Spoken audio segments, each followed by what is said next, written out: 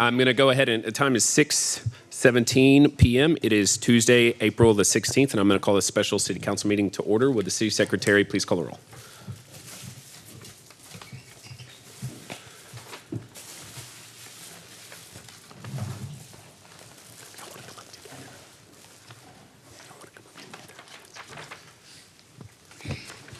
Mitchell. Here. Rizzo. Present. Heiser. Here. Zuniga. Present. Harris. Here. Parsley. Here. Tobias. Here. Okay, all members are present. We have a quorum. Next up, citizen comments. I have two registered to speak. They know the rules. Miss Betty Conley and Miss Cynthia Bentley. I don't know if y'all were talking the same thing or. Yes, because it's kind of long, and 3 minutes is enough, so she'll take the other half. All right, come on up. Both you can both come up. That's fine with me. Cynthia Bentley and Betty Conley, you get 6 minutes.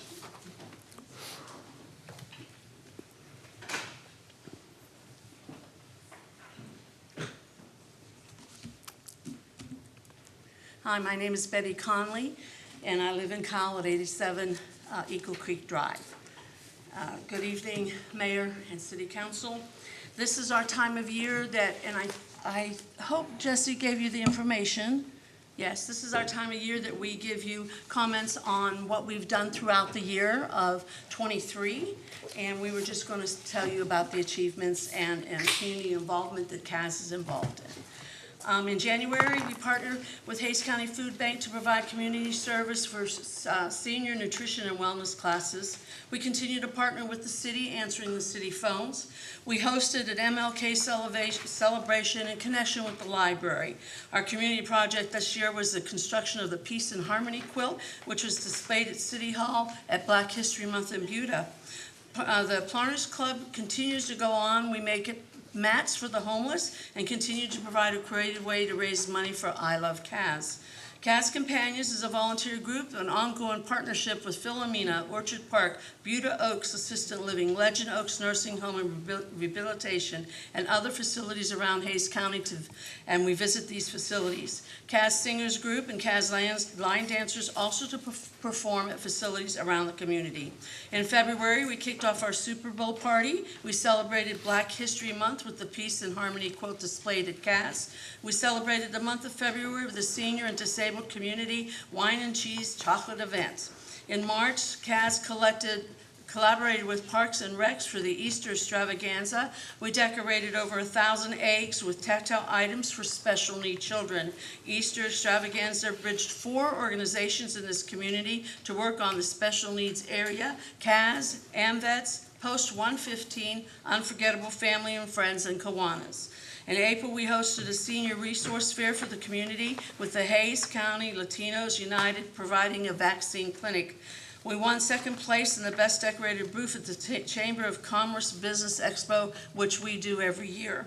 CAS introduced Tai Chi, crochet class, karaoke, doctor talks, grief support classes, Medicare resources to their programs for the community. CAS seniors helped make 600 star pouches for the Stars for Our Troops program. These pouches were sent to various veterans organizations and also handed out to the veterans in the community. CAS members in May volunteer at the Wall That Heals. CAS hosted their annual Mother's Day pancake breakfast and silent auction for the community. CAS volunteered with Hays County CISD, number 5 Kyle Fire Department, Kyle Local Lions Club to collect over 1,100 pounds of food for the Hays County Food Bank.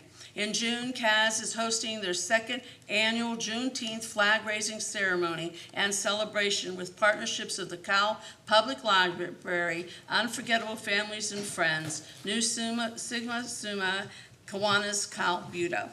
CAS partnered with Kiwanis, Kyle Buda for School Supply Drive.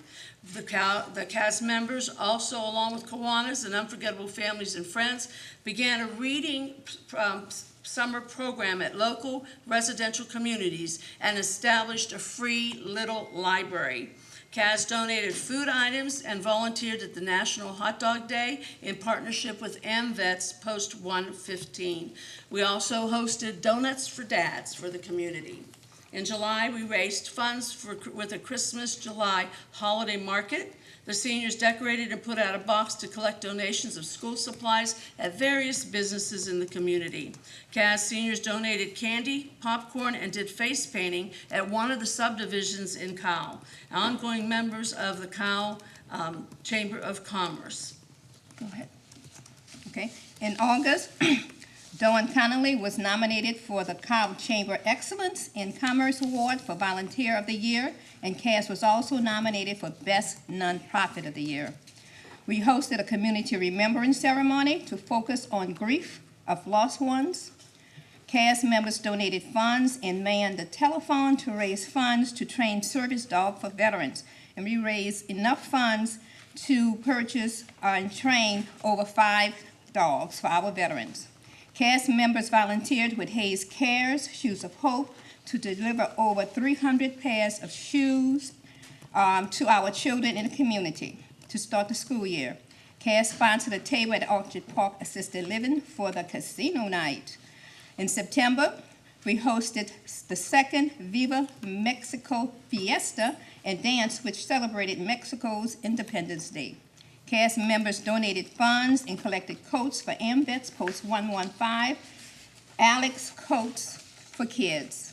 CAS started monitoring free food blessing box in Kyle to supply food to citizens. This is a monthly routine.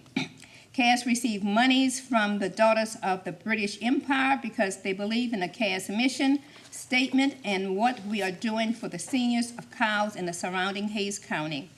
In October, CAS won first place in Best Float Design in Kyle's Founders Day Parade. CAS Kyle Quilters hosted their annual quilt show with a special endorsement from the City of Kyle Arts and Cultural Commissions. CAS seniors collected over 70 pillows to bring awareness to domestic violence in partnership with Kyle Police Department, Kyle Fire Department, Kohl's, Walmart, and Unforgettable Families and Friends. And totally, we collected over 600 pillows to distribute in Hayes County and also Travis County.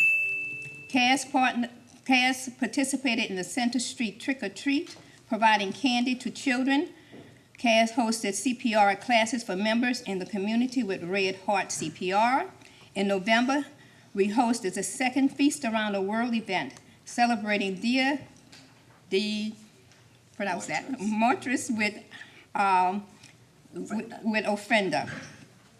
We helped cook and serve a Thanksgiving dinner to over 200 people at a local neighborhood community. In December, annual toy drive and CAS members volunteered throughout the community to help brighten someone's Halloween. We sponsored the December Business Over Breakfast with the local Chamber of Commerce. CAS hosted the second senior community resource fair at the Kyle Public Library. CAS City Hall volunteers program all year round. CAS City Desk volunteers wrapped up 461 shifts for the year, totaling 2,073 hours of service. CAS collected medical supplies and equipment all year long for Age of Central Texas. Seniors of Kyle can call us if they are in need of anything, and through the partnership with Age, we can provide their needs. Another thing that we did, over 1,000 children in our community received Christmas toys this past December. And that is monumental because the seniors have limited income, and we know that those children needed those toys, and so the seniors stepped up to the plate. New members that we have, 200 volunteer hours, and we averaging right now 15 to 20 new members each month. We really had 200 new members for the year of +23, and our volunteer hours are 16,500. And we continue to get new members every day. We want to thank you. All right, thank you all very much. Is there anyone else who wants to come forward? All right, seeing none, I'm going to close citizen comments.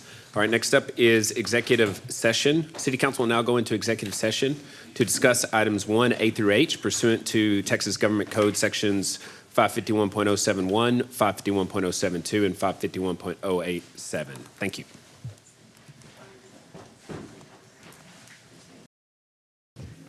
All right, good evening, everyone. Thank you for letting us be a little bit late. The time is, I'm sorry, we'll call this meeting back to order.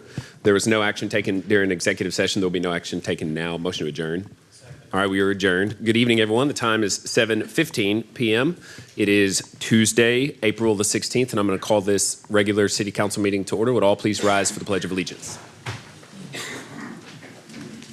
I pledge allegiance to the flag of the United States of America and to the republic for which it stands, one nation, under God, indivisible, with liberty and justice for all. Would the city secretary please call the roll? Mitchell, Here. Rizzo, Present. Heiser, Here. Zuniga, Present. Harris, Here. Parsley, Tobias. All right, all members are present. We have a quorum. Next up, approval of the minutes. Mayor, I'd like to go ahead and make a motion to approve the city council meeting minutes for April 2nd, special meeting, and the regular meeting as well. All right, motion by Councilmember Tobias, seconded by Councilmember Parsley that we approve the minutes. Is there discussion on the motion? All those in favor say aye. Aye. All opposed? Our motion carries 7-0. Next up is citizen comments period. At this time, we ask anyone in the audience who wishes to come forward and speak on any item to please do so. We ask that you limit your comments to 3 minutes and that you direct those comments to the mayor and council. We also ask that you fill out a citizen comments form and submit that to either myself or the city secretary. I have a few folks who are registered to speak. First up is Edward Bradley. Thank you. Good evening, Mayor and council members. My name is Ed Bradley. My wife Alice and I own Kyle's Bright Beginnings Learning Center here in Kyle. We want to thank you for placing Proposition 2 on tonight's agenda. I'm very hopeful that we can have 100% support for this and pass this tonight, as April 30th is the deadline for child care providers to apply for relief under the program. Now, you may know that to qualify for relief under Prop 2, a child care provider must meet stringent requirements under the Texas Rising Star program, which is the state's quality rating and improvement system for child care providers. The program must also have enrolled a minimum of 20% children on child care subsidies from the state. So this support is not a gimme. To earn relief under Prop 2, programs must adhere to the state of Texas standards for high-quality child care. So adopting Prop 2 will not only provide needed support, but will incentivize programs that don't qualify to upgrade their policies and procedures so that they meet the necessary standards for qualification. Now, with the support of Proposition 2, money that might have previously been used to pay property taxes can be redirected to other operational needs. Some programs may be able to provide tuition relief to families. Others may use the funds to hire and retain teachers to care for children. Others may use the funds simply to keep their doors open. Now, in our case, we utilized child care relief funds previously to pay for health care benefits for our employees, frankly, not knowing if we could continue those benefits once the relief ended, which it has. So the support from Prop 2 may allow us to keep providing health care benefits to our staff. Now, each program is different with different needs, but this support will certainly help all qualifying child care centers to continue to offer high-quality child care. And of course, part of your responsibility is to consider the economic implications of decisions that you make. Now, you can rest assured that supporting Prop 2 is a good one. Decades of research studying the life cycle benefits of communities investing in child care support have shown a 13% return on investment. Now, that ROI comes from increased tax revenues from higher earnings and workforce participation. It comes from healthy local businesses that have an adequate, stable workforce, partially because they have access to high-quality child care. Over time, supporting child care results in lower public expenditures for health, criminal justice, and support programs. These benefits are very important to the city of Kyle as we continue to attract new families and businesses. Again, your support of Prop 2 is greatly appreciated to help support the bright future for Kyle that we all desire. Thank you very much for your time and consideration. Thank you. All right, next up is Vaughn Florescale.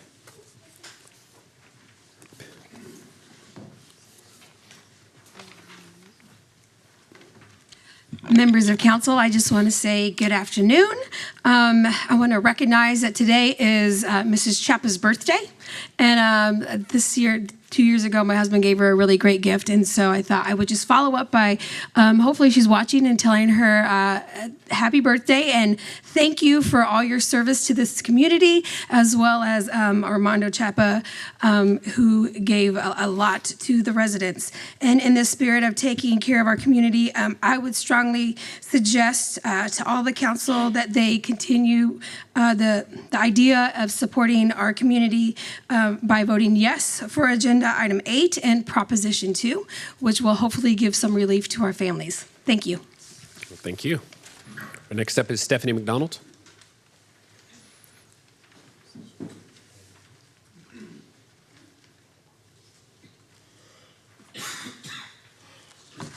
Good evening, members of council. Thank you for the opportunity to speak.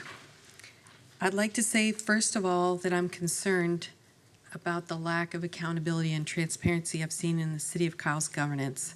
I'd like to talk about insurance first. Voting on benefits instead of adhering to the city charter is unethical at the least. During my career, I would never have been allowed to set my pay or benefits with any of my employers. Many citizens spoke in opposition to members of council receiving the same insurance benefits as full-time employees, but I don't believe that any of them wanted anyone in the council not to have insurance. They simply feel that citizens shouldn't pay for any portion of it. President Obama created the marketplace insurance so that no U.S. citizen would have to forego health care. That's why it's called the Affordable Care Act. When I asked some council members if this had been considered by them, I was met with silence. You broke city charter by adding this benefit for yourselves. When Councilman Tobias asked how you're going to pay for this, how you're going around the charter, you refused to answer.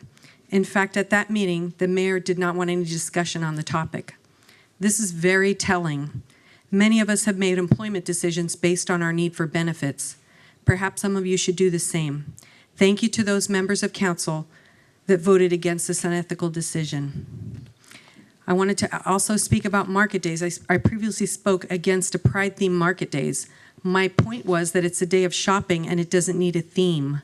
You're opening up a can of worms by politicizing what should be a fun and carefree experience. It's divisive and it's wrong. Now you've attached themes to other market day events, and you've also added a second market days for the month of June in addition to the Pride-themed one. Why was that done? Was it because you forgot about Juneteenth when you planned the Pride market days? How much will this cost the city? Those of us that spoke against Councilman Heiser's proposal were treated with disrespect and intolerance. It's reasonable to expect that anybody speaking before the council should be treated with dignity. It's shameful to do otherwise. Remember that Kyle, Texas is watching. And I also wanted to speak about the water. Our city is out of water. By last August, we'd used 85% of our water for all of 2023. And I was told that no one at the city knew that we were out of water when this happened. That's outrageous. Your plan for water leaves us all in a water deficit until 2038. Although water usage has dropped during the fall, winter, and spring months, we're still in Stage 3 amended restrictions after 7 months. People may not realize that we can only water one predetermined day every 2 weeks between 7 and 10 p.m., which soon will be when the ground is at its hottest, making watering ineffective. When will you be able to lift our water restriction to a lesser stage? While this crisis is ongoing, we continue to build like crazy. It's time for a moratorium on building, and I'm urging every citizen to get involved. Thank you. All right, thank you. Next up, Michael McDonald.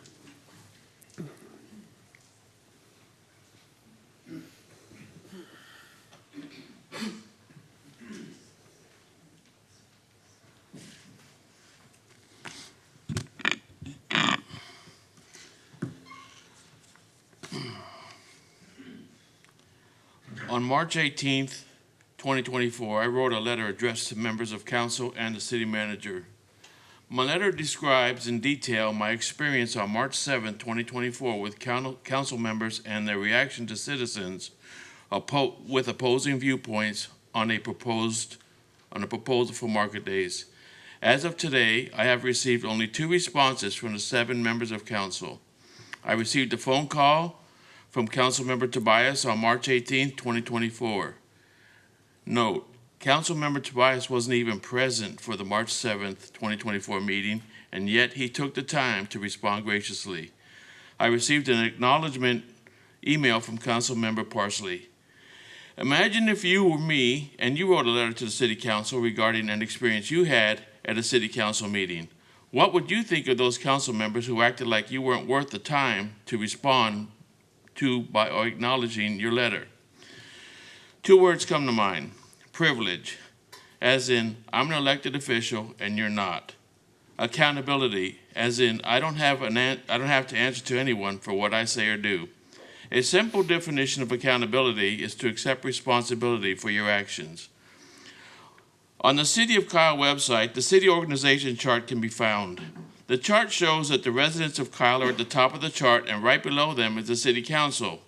That means that the members of council should answer to and be accountable to the residents and not the other way around. There are some, not all, members of council that need to start acting like true public servants and serve the residents instead of acting like royalty and have the residents do their bidding. You know who you are. Regarding my March 18, 2024 letter, I now ask each member of council, did you take the time to read it? If you did, why didn't you respond to it? To respond would have shown common courtesy and respect to those who you claim to serve. If you didn't read it, why didn't you? By not reading the letter, you showed that you are privileged and lack accountability to those who you claim to serve. Who are you really accountable to? Is it the special interest groups who donate to your campaign to help you stay in power? Is it the advocacy groups that share your personal concerns? Is it a political party that tells you how to vote and what to say? Is it the residents of Kyle that the city organization chart says you are accountable to? 3 of these answers are wrong, and only 1 is correct. Guess which one it is? I believe there is a lot of double speak when it comes to accountability and respect on the city council, and maybe that is why there is a lack of trust and confidence from us, the citizens of Kyle, to you, the current city council.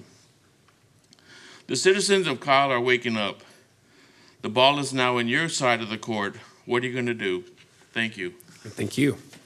All right, next up is Angelita Tobias.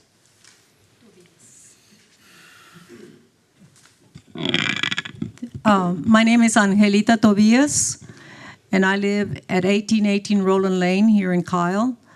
And I'd like to speak to all of you. First of all, I'm here because when my husband and I try to listen to this meeting online or on our TV, it's hard to hear. And I ask, please, if you're speaking, you want to be accountable to this community, speak in the mic so that those who are at home can hear what you're saying. So I told my husband I'm going to go home and watch the meeting, and he says, no, why don't you stay, because I've tried to listen and it's all mumble. So that's why I come. And I come because I care about this community. And I care on how things are being done and not done. So if I sit here, it's for that. Because I want to hear and I want to be informed. And I think every community member, that's their privilege to be informed. And so I want to speak also about the insurance. I am a social worker, and I work with people who are marginal. And they struggle to get their benefits MAP and Medicaid. And if they have a job or two, they can't qualify. And they're not earning but $1,000 a month. And I ask all of you that, to me, I am ashamed to be standing here as a social worker for my community to hear that some council people feel that this community, who also have people who are struggling financially to have their insurance paid. It's to me, it's unrealistic because I work every day with people. If you would walk my path with me to the homes that I go to and to where they live, and then they struggle 2 or 3 jobs, minimal wage, and if they make a little bit more, they're disqualified. They cannot have medical coverage. And yes, there's the Obamacare package. So go for it. Try to figure it out. But to say that you cannot afford it, to me, as a social worker, and the people that I work day in and day out, does not sit well with me. Thank you for your time. All right, thank you. That is all the citizen comments forms I have in front of me. Is there anyone else who wishes to come forward and speak? Okay, seeing none, I'm going to close citizen comments. Citizen comments is now closed. Next up is agenda order. Per the rules of council, does anybody have a suggestion for items they want to move around? All right, seeing none, we'll move on to agenda item number 3. Consider an appointment to the San Marcos Hays County Emergency Medical Services Board of Directors. Chief Barnett.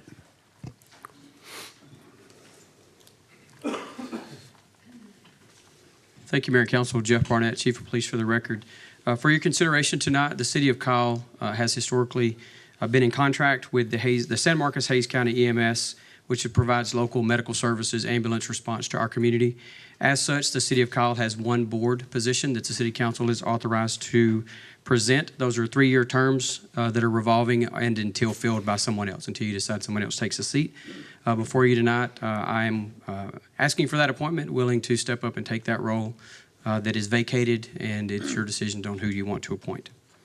Does anybody have any objection to making Chief Barnett our representative? I'll make a motion to appoint Chief Barnett to the San Marcos Hays County Emergency Medical Services Board of Directors. Second. All right, motion by Mayor, seconded by Councilmember Heiser. Is there discussion on that motion?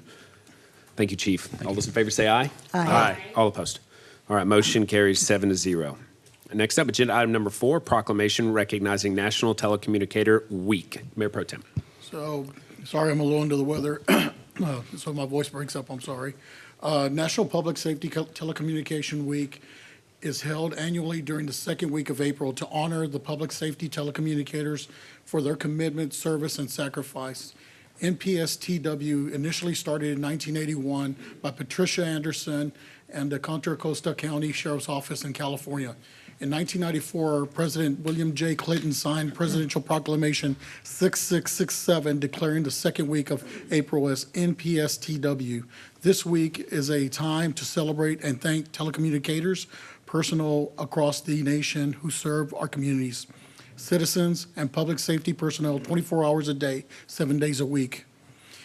A telecommunicator's voice is the first voice a person hears after they've dialed 911. It is a voice of comfort, reassurance, and gives critical instructions while dealing with an emergency.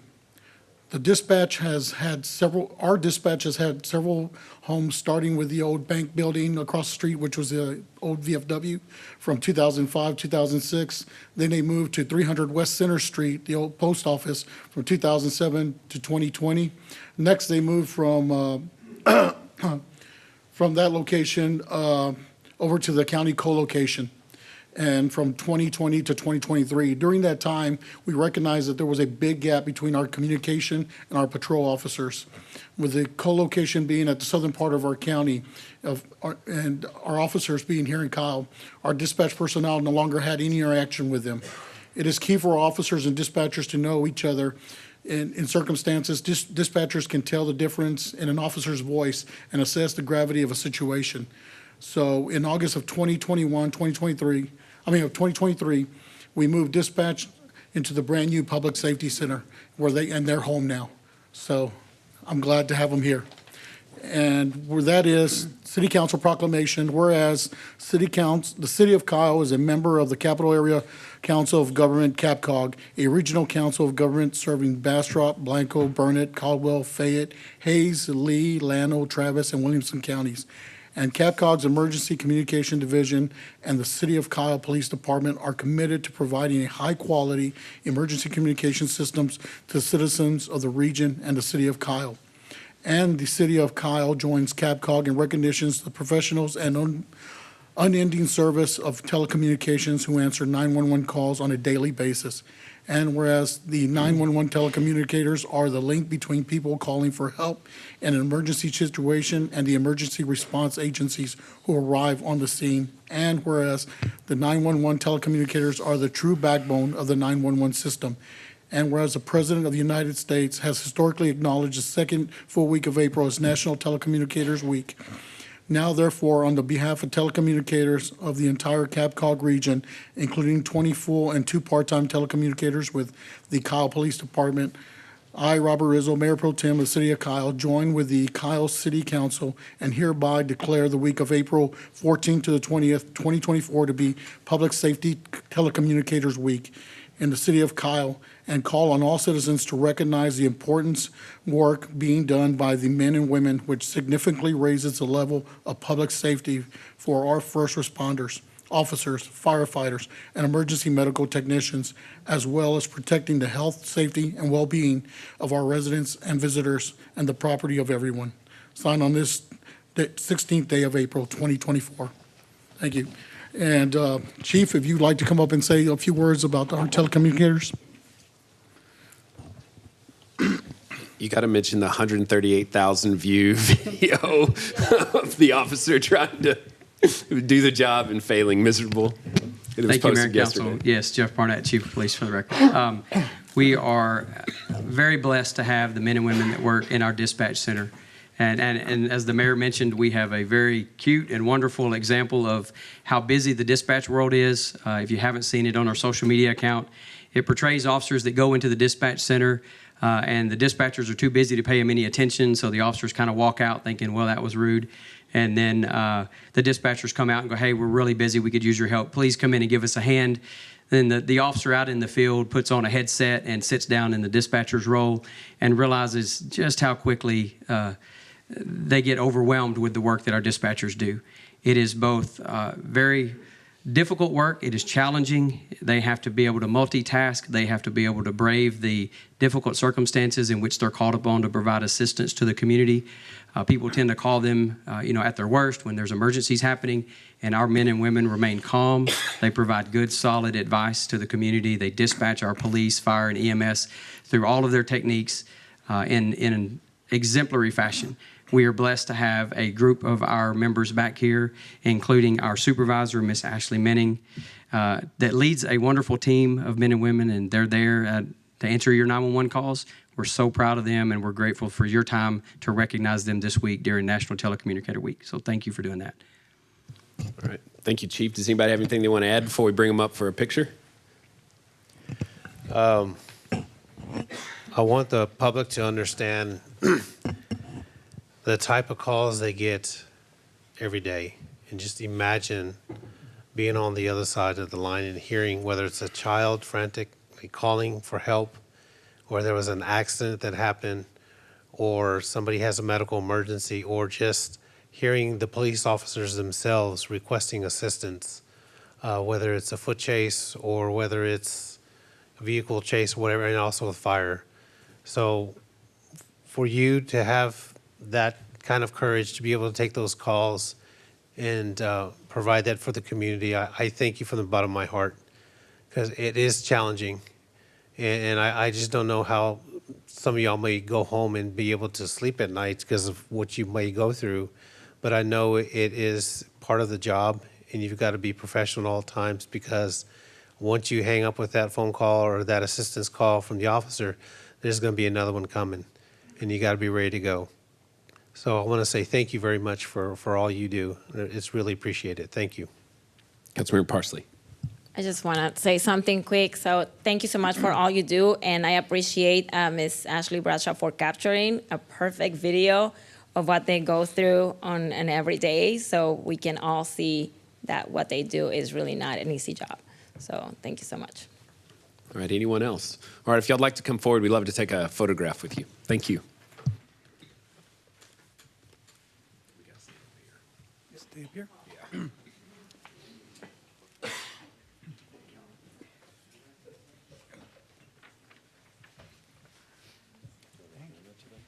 Yeah, man.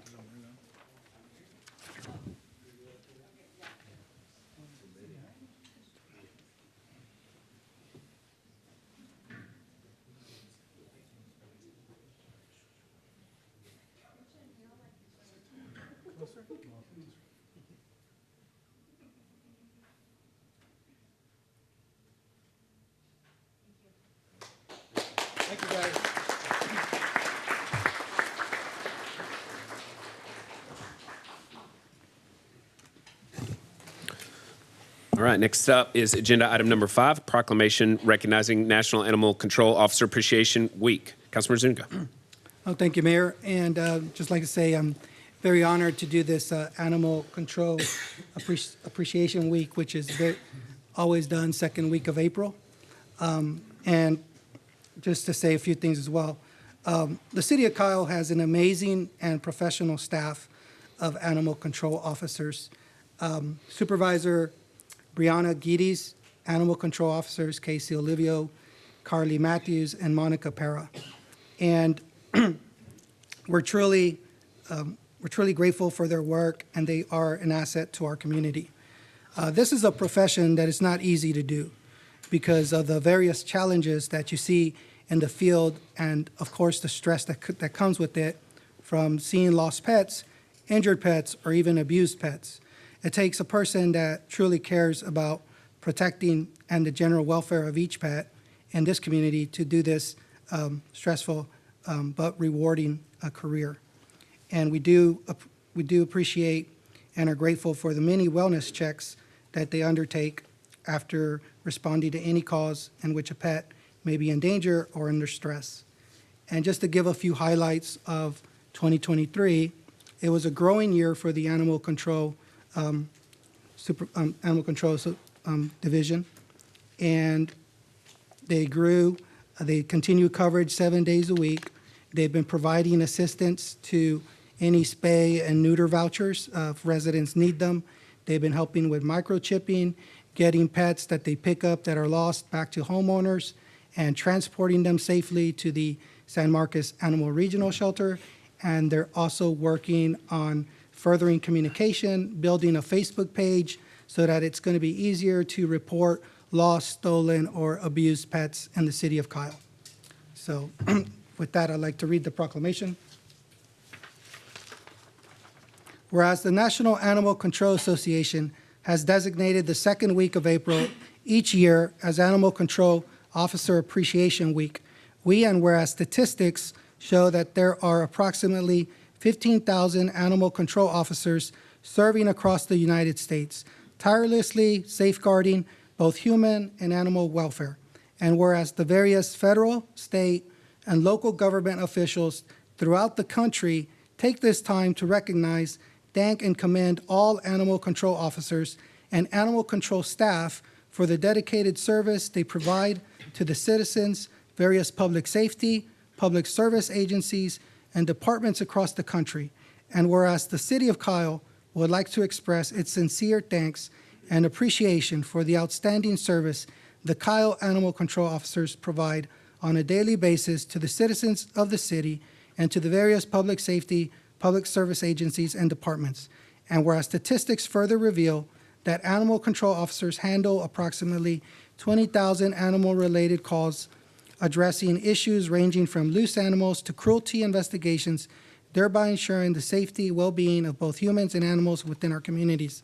Whereas the City of Kyle recognizes and commends the Kyle Animal Control Officers for the many dedicated and long hours in serving this community and for fulfilling the Animal Control Officers' commitment to providing the highest and the most efficient level of customer service.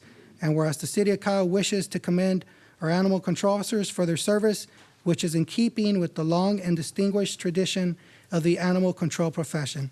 Now, I therefore, Miguel Zuniga, Council Member, District 3, join with the Kyle City Council and hereby proclaim April 14th through the 20th, 2024 as National Animal Control Officer Appreciation Week. Thank you very much. And we'd like to get a photo as well and bring up our animal control officers and supervisor for a small gift. All right.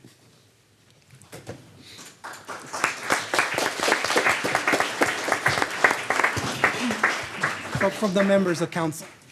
Do we stay back here? And those were some fantastic pictures too. Here's the next Facebook round page. of Yes, it was amazing. celebrity police department photos. Oh my gosh.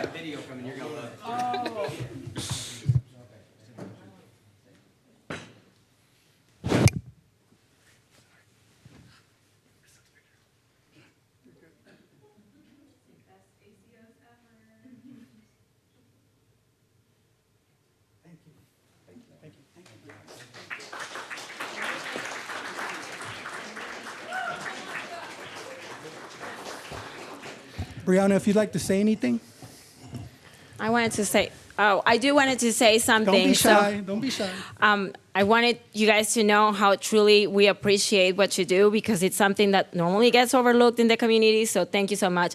I know you guys get calls even from my neighborhood. Hey, the bobcat is loose, and I have been running and thinking, what are they going to do with the bobcat? It just lives in Plum Creek. So thank you so much for what you do. Thank you for being so responsive because, I know the type of emails that you guys get and the type of phone calls that you get, and you have always been incredibly responsible to respond to us with the facts, with the numbers, follow up. So we really appreciate what you guys do. Yeah, this has been, like I kind of gave the summary, this has been a big, huge year for us. Yeah. I'm not the only one anymore. It's an actual department I have now. a team. Yeah. So yeah, it's been a great year. We're just building the team and gonna keep doing better things. So I was going to ask, throughout the whole year, what is the craziest call you've gotten on an animal? well, technically there is. Pet Resource Center did release a video of us talking about our funniest moments and stuff. So we have a good video of that. Cool. I have been slapped in the face by a capuchin monkey before. Wow. So here in downtown, actually. Wow. Thank you. All right, any other discussion? All right, thank you all very much. All right, next up is agenda item number 6, receive a report and hold discussion regarding the benchmark community survey results from ZenCity for the months of December 2023 to February 2024. Ms. Rachel. Hello, Council. Rachel Sonier, Communications Director for the record. So I'm here to present the ZenCity Community Survey results from December 2023 through February 2024. Essentially, just a little refresher of how it's collected. This is called a recurring survey, which means it never stops. It's always running and in the background, and essentially just measuring satisfaction results across many, many different metrics. The survey methodology, basically from December through February, they collected 634 respondents from this area. That was recruited over social media, mobile apps, local websites, and survey panels. During that, they then take that data and they kind of cross-sample it with U.S. Census Bureau data so that it's equally representative among age, gender, distribution, and ethnicity. And then they do some rake weighting to make it statistically valid. Essentially, what you're going to be seeing whenever you go over it is the overall satisfaction result. If you see an up arrow, that means it's an increase over our results from the last quarter. If it's a down arrow, it's a decrease over the results from last quarter. So the overall satisfaction, we're at 73% overall satisfaction. That's up 7%. If you'll see in that little green bar, the up arrow, 7%. And that's about 6% negative. And then this kind of goes into a little bit more specific questions and where we're ranking. So how overall quality of life is in Kyle, 60%. And I won't go through each individual one because we'll be here for an hour. But essentially, this kind of is the overall satisfaction rate, and the 4 questions they kind of use to establish that. So across the community, one of the things that ZenCity does is they're able to kind of break it out by districts and things like that. So among our voter districts, we have a little breakout of the satisfaction. District 2 sits at about 70%, which is a 5% increase over the last results. District 4 is at 71%, which is an 8% increase. And District 6 is at 79%, which is a 7% increase. Well, it's 80%. There you go. This is a demographic breakdown. Essentially, this just kind of takes all of that data and shows you the overall satisfaction rate for those independent groups. The N column in each of those is just the number of respondents that fell into that specific demographic group. So for instance, age 18 through 34, we had 90 respondents within that, and they are 79% satisfied.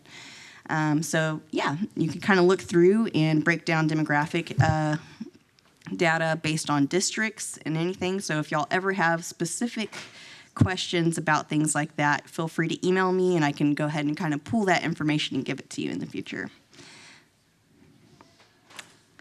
So the specific characters that they are measuring, and it's a little difficult to read up there, but the specific characteristics in our community that they are measuring factor into the overall satisfaction rate.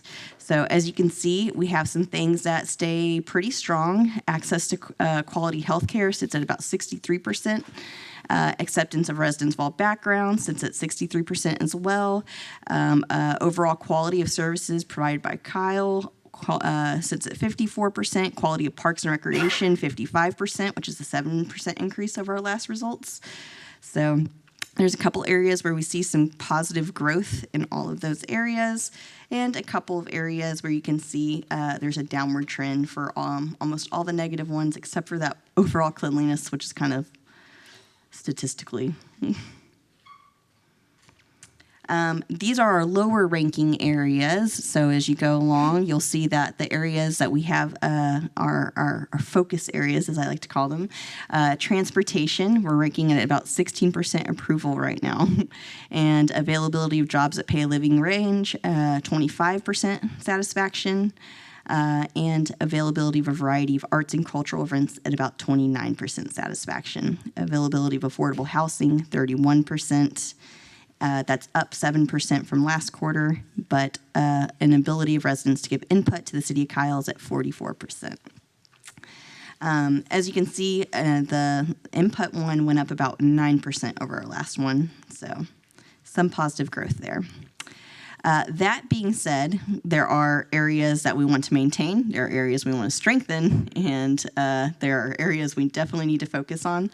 So those are kind of what these next kind of areas point out. Our strengths right now, overall sense of safety. That one keeps on climbing. Our dissatisfied rate went down by 2% to 4%, 14% overall in the last quarter, and we're sitting at a pretty positive 60% overall. And then if you look at the right column, that's the same information, just broken down by demographic to kind of give you an overall sense of who feels overall safe and who might not. Those in focus areas, these are the areas that are areas we need to focus on and things of that nature. So cultural events, that's one of them. And it kind of shows you also the demographic area on the right. And then also public transportation, that's one that ranks consistently low, even though we have some ongoing transportation projects. So in one section of our survey, we have what's called a free text response, and essentially it creates a little word cloud. We ask residents what they really love about Kyle and what they would like to see changed about Kyle. In the first one on the left, that's what they love. And you can kind of infer what they're meaning by it. Small town, community, close to Austin is what I'm assuming that's probably saying. And then in the things that they would like to change, traffic, road, infrastructure, restaurants, those are all ones that come up, and those have been recurring for, a minute, and those are all things we're addressing through various means, but definitely need to focus on in the future as well. The rotating survey section, since transportation's been consistently one of our lower ranked areas, we've decided to make that our rotating survey section to really focus on that and get some deeper data of what people would like to see. Overall, the question for this one was, how would you prefer to get around the city? 77% of respondents said private vehicle. 21% said city bus system. 20% said biking, and 15% said a subsidized rideshare program such as Uber Kyle 314, and then 14% by foot and 3% other. 63% of respondents answered the question, which of the following would you like most to see improved around the city, by saying traffic congestion. Others said, 14% said public transit options, more public transit options. 8% said new bike lanes and paths. 7% said improved traffic safety, so that's things of crosswalks, safety lights, things of that nature. Other 4%, that's usually something that they're just filling in on their own. And then more parking and improved forms of public transportation. For the question, in your opinion, what is the one thing the city can do to make it easier for residents to get around the city? Improve roads was the answer of 227 of our respondents. That is the finale of that, but I am more than happy to answer any questions y'all have. Well, for the record, we are embarking on our most ambitious road construction project in the history of the city of Kyle. $294 million in new road construction, plus additional projects that are even outside of that scope. Go forth, totaling Heidenreich, something like $1/3 of $1 billion is being invested into Kyle roads, authorized and approved by the voters in 2022. And so we're looking for what's going to be for the next few years is going to be construction. But that's okay. That's the path we're on. Yeah. Does anybody have any? Just to say that, thank you to all the partners that are helping with the roadways, especially our county commissioners that have really worked very genuinely with us and definitely see the relationship that I don't think I've ever seen two cities have in a long time between city and the county. I think it's a great partnership. I look forward to working with all the county commissioners and improving the lives for the citizens of Kyle. It makes great when you have great partnerships out there and people have trust. It's amazing. Thank you. It's good to see the roads were obviously one. So you can see, according to the survey, that 71% of individuals were, or 77% were still favored vehicles. Yes. Their own private vehicles. But in second place, you could also see that we've talked about this before, is that they're also looking at a city bus system. And I know that it's very expensive, and we've had conversations, but it still comes in second to where it's like you could still keep that on the radar. And I know we've had the debates about, we do have an Uber program. And I know that Mayor Pro Tem and I had conversations before about some of the expenses when you do have buses in big, larger cities. But it's good to take note that this is what the residents are asking for. And it's something to, in the future, if it gets to the point where our city is big enough, that we might have to someday look at a mass transit system within the city. And that's what I was saying when we develop new subdivisions, that we have points within the subdivision that we could start building for larger vehicles to pick up residents at, if it's buses 20 years from now or 15 years from now, like San Marcos does. Same thing with the Uber program. When Councilmember Daniela Parsley and I, last year, we went to the Mueller District. Some of the areas within the Mueller District itself had sections to where Uber and Lyft cars can be able to pull into the side of the businesses without pulling on the side of the street.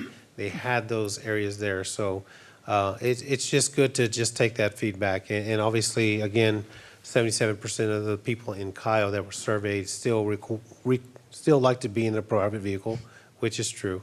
But it's just good to see all these numbers and see a different outlook for the future. Definitely. And we're keeping the transportation as a constant one just because it's such a big issue in our city. And it's also one of those things, it has improved over time since the first couple of rounds of this.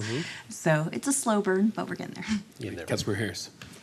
I was really gratified to see the increase in satisfaction in Parks and Rec. I think it had the highest rate of increase of any of the departments. I think that's a great acknowledgement about how much work has been done on the parks and our recreation opportunities in the last few years. I want to commend Parks for that. Definitely. And the council. Councilmember Zuniga. Hi, Rachel. Is this survey going to happen again? Is it quarterly somehow? It actually is. It happens all the time. So it's called a recurring survey, which means it never actually stops. They're constantly seeking survey results for us, and they compile them in reports, though, on a quarterly basis for us. Yeah, the only concern for me, it's like, I trust the numbers, but to say that we would need public transportation based on 690 residents is very small sample. So how do we get more Well, these are just the participation in the survey? quarterlies, but they try to go for the statistically relevant number, and the most that they ever actually do for a city, unless it's a huge metropolis, is about 800 per quarter to weigh against the actual statistical demographics of the city. So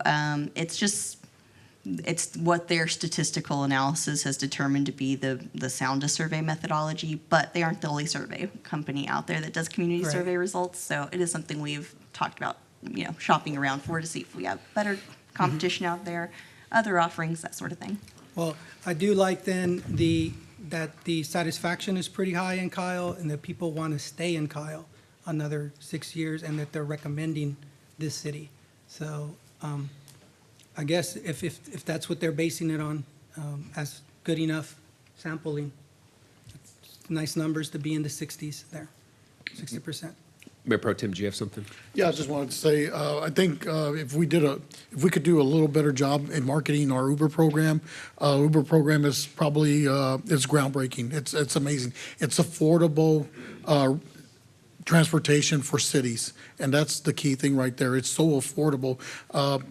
I think we could do a little better job of promoting it and really getting it out there to the public, because there's still a lot of people that don't know about our Uber 314 program. So making sure that we can get enough communication out there, see it. I think you'll see those numbers go down on, when we're talking about public transportation, because it allows for everything. It runs on real time on your schedule.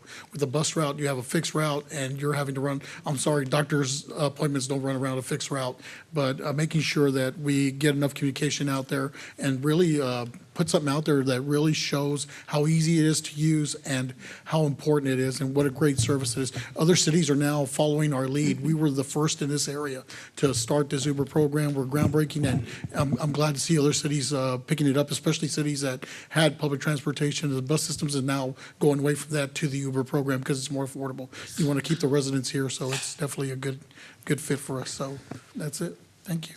Yeah, I would just add that I don't think the questions around public transportation force rank anything or actually give people that 23% say they want to take a bus. Bus systems are historically just empty in suburban cities. So maybe someone's saying that, but it's like, would you be willing to walk half a mile to get into a bus, and would the city be willing to pay $50 to $100 for that one person to take that one ride, which is what it costs? Would you be willing to pay in terms of taxes for something like that to happen? Changes the equation for people. And so, Councilmember Parsley. Rachel, do you mind reminding us how can people vote for this surveys? So if you go to citykyle.com/survey, there's always a live link there. But these are actually, they are sent out based on demographic info to people that are in the city, in the area by the ZenCity itself. And it's one of those things that it'll be an ad that appears when you're on Instagram, or you might get an email to take place in the survey itself or something like that. It's one of those things that the way they do it is we have the same, we used to do it where we did a Survey Monkey and we promoted it, but we had about the same 500 people respond every single year, and it was the same responses. So we decided to try it this way simply because we knew we'd be getting outside people that don't always come to city council meetings. They don't watch city council meetings. They don't ever go to city events. They might not be huge participants, but they live here. And we still want to get their engagement and their voices. But we always do encourage people that if you would also like to participate in it and you haven't gotten it naturally, go to citykyle.com/survey. So for people that do not use any type of social media or have not very tech savvy people that would like to participate in the survey, is there anything that ZenCity is sending out through mailers or We priced anything like it, that? but it made it go up to about $50,000 a year to do that, which was about $25,000 outside of our price range whenever we were looking at doing that. So we kind of issued that away for now while we were at least testing out ZenCity to see how we liked their survey results in general. I would love to, and I know we're doing great. The numbers are higher. I would like to, out of 60,000 people, and we were discussing this yesterday, the rate of participation that we have for city engagement, I think sometimes is so low that I wonder if there is anything else that we can do in order to get input from the residents. So that's why I was wanting to know how they are branching out their surveys. Definitely. All right, anyone else? All right, moving on. We're going to go to agenda item number 7. Receive a report, hold a discussion, provide staff direction on the preliminary 5-year financial forecast for the city's general fund for fiscal years 2024 to 2025 to 2028, 2029.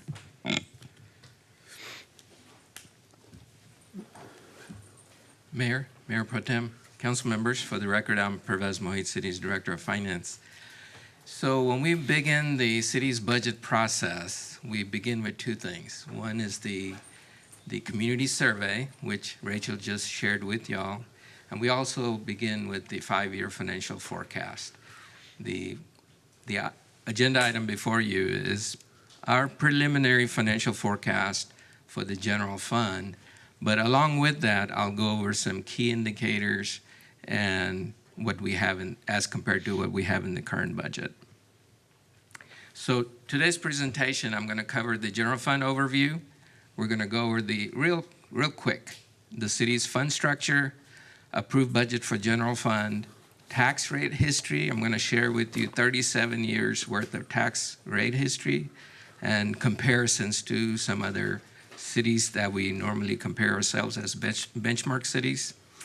We're going to talk about our budget focus for next year, which is going to be based on city council priorities. We'll go over those, and you'll have an opportunity to review our list, city manager and staff's list, and add to it. We'll go over key assumptions for the general fund's 5-year financial forecast. What is this forecast based on? Then we're going to talk about what the 5-year forecast looks like, and we're going to go over the preliminary numbers because they're not quite final yet.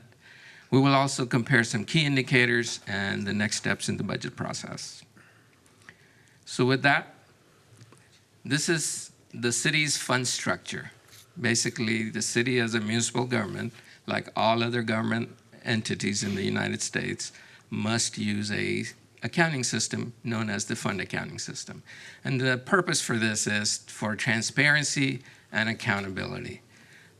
In the private sector, they have one set of books, and that's how they account. No matter how big or small the entity is, Boeing or IBM, they all have one set of books. The city of Kyle has over 50 separate books that we have to account for. But today, we're only going to cover general fund. So in the current budget, the general fund sources of fund is about $63.2 million. This is in the approved budget. And if you look at the far right side of the pie graph, 29% of that is from property tax, 28% is from sales tax, and 18% is from development revenues. These are building inspection fees, plan review fees, the types of fees that our Chief Development Officer discussed with Council on March 19th. And then there are various other sources of funds for the general fund. On the general fund expenditure side, this is $71.9 million in the approved budget. And if you look at the graph, police represents 25% of the budget requirements. Then you have transfers out, facilities and beautification, parks, each one of the governmental functions for the general fund. This is a graph of property tax rates within the city of Kyle. So if you're a homeowner in Kyle, you may be subject to all of these jurisdictions on your tax bill. So the largest portion is the Hayes CISD, which is about 53% of the total tax rate on your tax bill. City of Kyle is 21% at $46.93 per $100. And then, of course, you have the other entities. Hayes County is about 13%, ACC, and then, of course, the Conservation District and Groundwater Districts. This is our current property tax rate for the City of Kyle. Tax year 2023. Maintenance, as you well know, the tax rate has two components, the maintenance and operations rate, which is 27.92 cents per $100, and interest and sinking rate, which is the debt service, the principal and interest payment back that the general fund has guaranteed. That is 19.01 cents. Total property tax rate of 46.93 is the city's adopted tax rate today. So here's the 37-year tax rate history. We've gone through some roller coaster years, but we have stabilized since then. So if you look at the highest bar, which was in 1992, it was about close to 69 cents, 69.2 cents, I believe. And then the lowest was in 2008, around 22 cents or 24 cents. And then we have since then stabilized our tax rates. We're at 46.93 in 24. So the blue part of the bar represents the maintenance and operation rate, and the yellow part of the bar, or mustard yellow, is the INS, or the debt service component of the tax rate. So how do we compare with our benchmark cities? If you look at the current property tax rates of these cities as compared to us, we're somewhat a little over the center. So the Kyle is represented here in yellow. Buda is on the low end. And I always like to throw in Crosswinds Mud because it helps us all. They are at 90 cents per $100. So if you live in Crosswinds Mud, that's your tax rate. You should move to Kyle. This is our sales tax collection history from 2008 to present. We have ranged anywhere from $2.2 million when I started tracking it to where we are today, $17.5 million. That's our estimated sales tax collection for this year, which is shown in yellow bar. So what's going to be our focus on the proposed budget for next year? So city manager and his management team are presently working on developing the city's budget, and the budget is being prepared or developed around these council-based priorities. So we'll be looking at implementing the customer service initiatives or improvements, including the 311 program. We'll be optimizing funding capacity for city's infrastructure projects, which include street maintenance and reconstruction, sidewalk improvements, park system enhancements and improvements, water and wastewater system improvements, storm drainage system improvements, community center project options and cost evaluation that the city manager and his team will be bringing forth as part of the budget process, Sportsplex facility design and cost evaluation, downtown development options and cost evaluation for council's consideration. Economic development projects will be included in the budget, next year's budget. Citywide beautification improvements, maintain competitive compensation and benefits program for city employees, incorporate revenue enhancements and cost savings.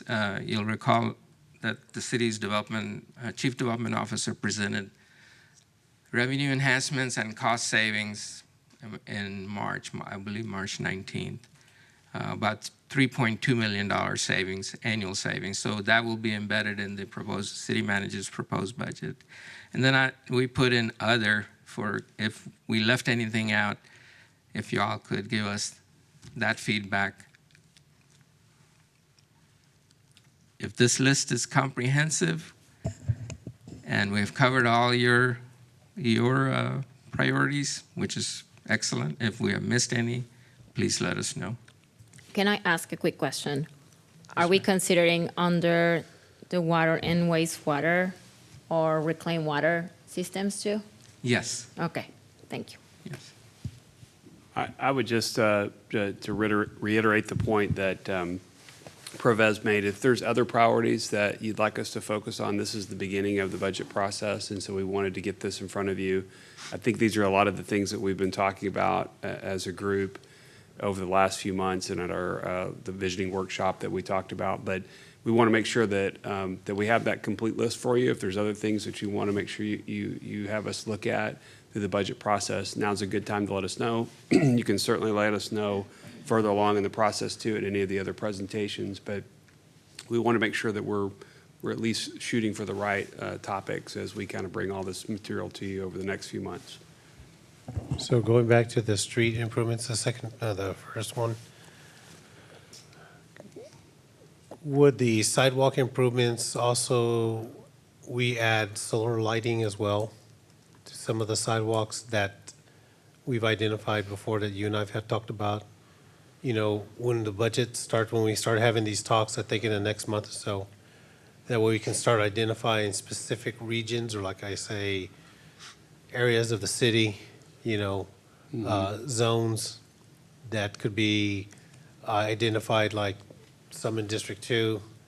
This year, we're going to knock out these streets. District 6, we're going to knock out these at the end of the year and build something like that. I guess, could we add that in between A and B? Yeah. We say sidewalk improvements or sidewalks and lighting improvements?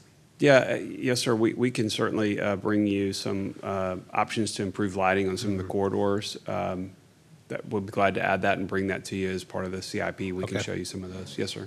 We can That's a identify good those point. once. I hadn't thought once about we that. start. Yes, Yeah, sir. once we start talking budget, and not right now, but we can identify specific areas. Yeah, I think it'd be great to, you know, if there's other topics that you want to put on the list, we can certainly bring those to you, but we'll certainly bring forth some options on lighting. Yes, because I also wanted to get an update on our painting crew that does the painting on the red fire zones, things like that.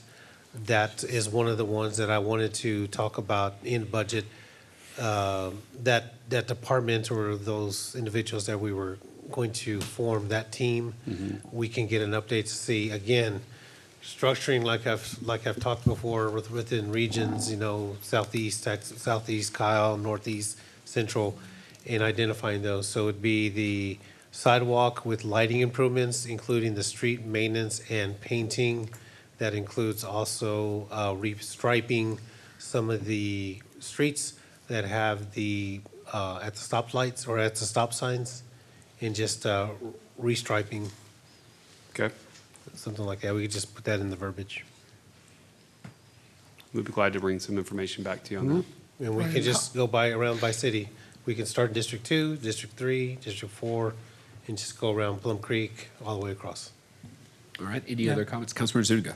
Yeah, I'm kind of going to stay, I'm going to stay on the, like last year's budget with infrastructure improvements that can help speed up some development in areas where development is more needed as well. Just to bring in more of the retail diversification as we did in last year's budget.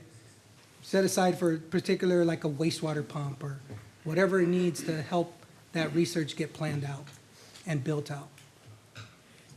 Okay. We can look at that. Mayor Pro Tem. Just real quick, Brian, when is our sidewalk study going to be complete? Do we know, have an estimated time on that? I'm going to ask Amber to help me, throw me a lifeline on that one. I believe it's in about 6 months. Okay, we'll have the full plan. Right. And lighting was attached to that, correct, on the sidewalk? I believe so, yes, sir. All right, thank you, just making sure. All right. All right, Councilmember Harris. Just a quick comment. It's part of the attachments. There were some other comparisons with the cities in our area. And I wanted to note that we have a very favorable comparison of sales tax revenue per capita in Kyle with other cities in our area. And we also have a very favorable debt ratio per capita. And I really liked seeing those. I like seeing the comparison with the other areas. Councilmember Heiser. Brian, when is, I feel like I know I've asked you this before, so don't roll your eyes at me.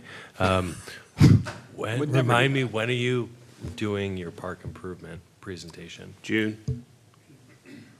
Okay.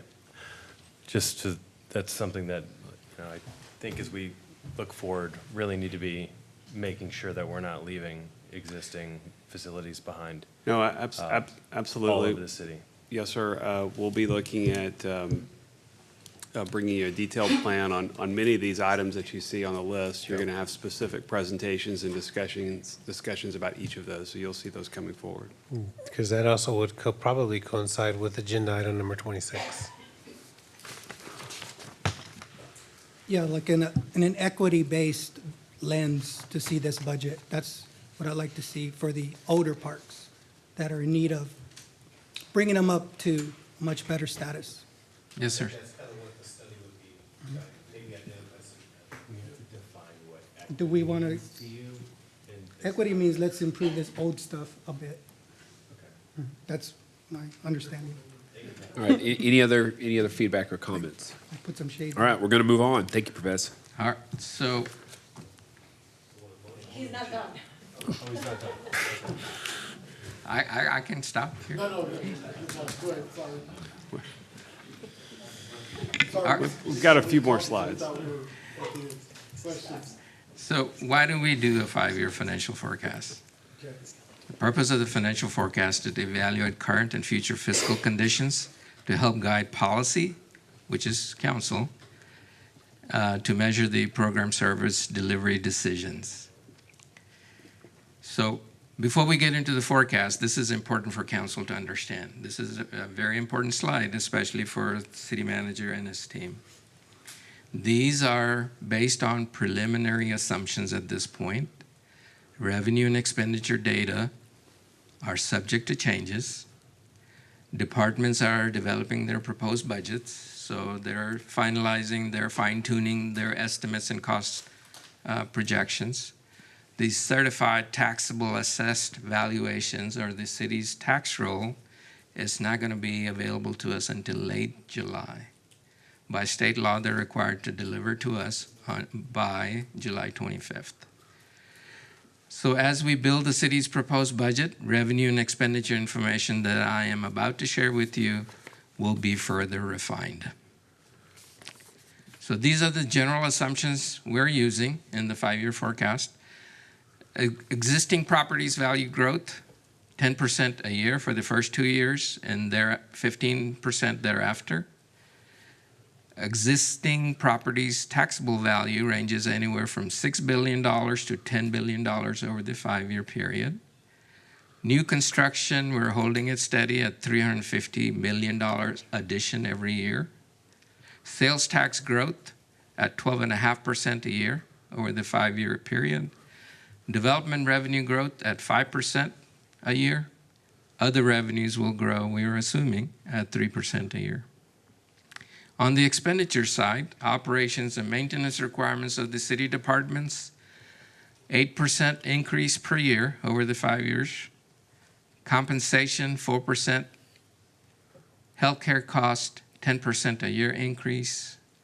Some years it may be higher, some years it may be lower, but average will be 10% is what we are predicting. Economic development incentive payments will grow. These are the obligations we have agreed to, 12% a year, because most of them include now property tax and sales tax. Cash-funded CIPs will be able to carve out at least $10 million a year for the first 2 years, and 9, 8, and 9.6 thereafter. You'll see it in the financial forecast why. Cash-funded fleet equipment replacement or new, about $1.5 million we can set aside for the first 3 years and increase over the last 2 years. So the development fee increases and cost savings included in our forecast, these are the 2 items that the Chief Development Officer shared with with Council on March 19th. Development fee increases will generate $1.5 million more per year. Building inspection cost savings, this is by bringing in the inspections from in-house and letting go the contracts, will save us $1.8 million a year. Total fee increase and cost savings of $3.25 million is embedded in our financial forecast. So this is the revenue portion of the five-year forecast. Just a quick as to how this template is set up. On the far left are the key roll-up of revenue sources for the general fund. Pervez, Yes, can I sir. ask a quick question? Where does water impact fees fall into one of these line items? We will show you that as part of the water utility fund. Thank you. This is only for general fund today. So the main sources of funds for the general fund are property tax, sales tax, development fees, and other revenues such as miscellaneous franchise fees, miscellaneous taxes, and transfers in. As we move across, we have the approved budget for this year that council adopted, our current year estimate for the same approved year, and then the 5 annual years of forecast. So you'll see the total sources of fund that is estimated to be made available for the general fund ranges from $72.6 million in year number 1 as high as $99.1 million in year number 5. And you'll see each one of those based on the assumptions I just shared with you, the growth in those annual revenues. So that's on the revenue side. What does the expenditure side look like? So here is the high-level roll-up of general fund expenditures: operations maintenance, economic development incentive payments, CIP funding, cash funding. This is not borrowed funds, but cash funds, cash funding for equipment, and then transfers out for the various TERSs that the city has. We collect all our taxes in the general fund, and then we move it or transfer it out to the individual TERSs. We now have 6 TERSs, so each one of those gets their portion out. So looking at the 5-year window, the expenditures range from $72.9 million in year number 1 to $96.9 or $97 million in year number 5.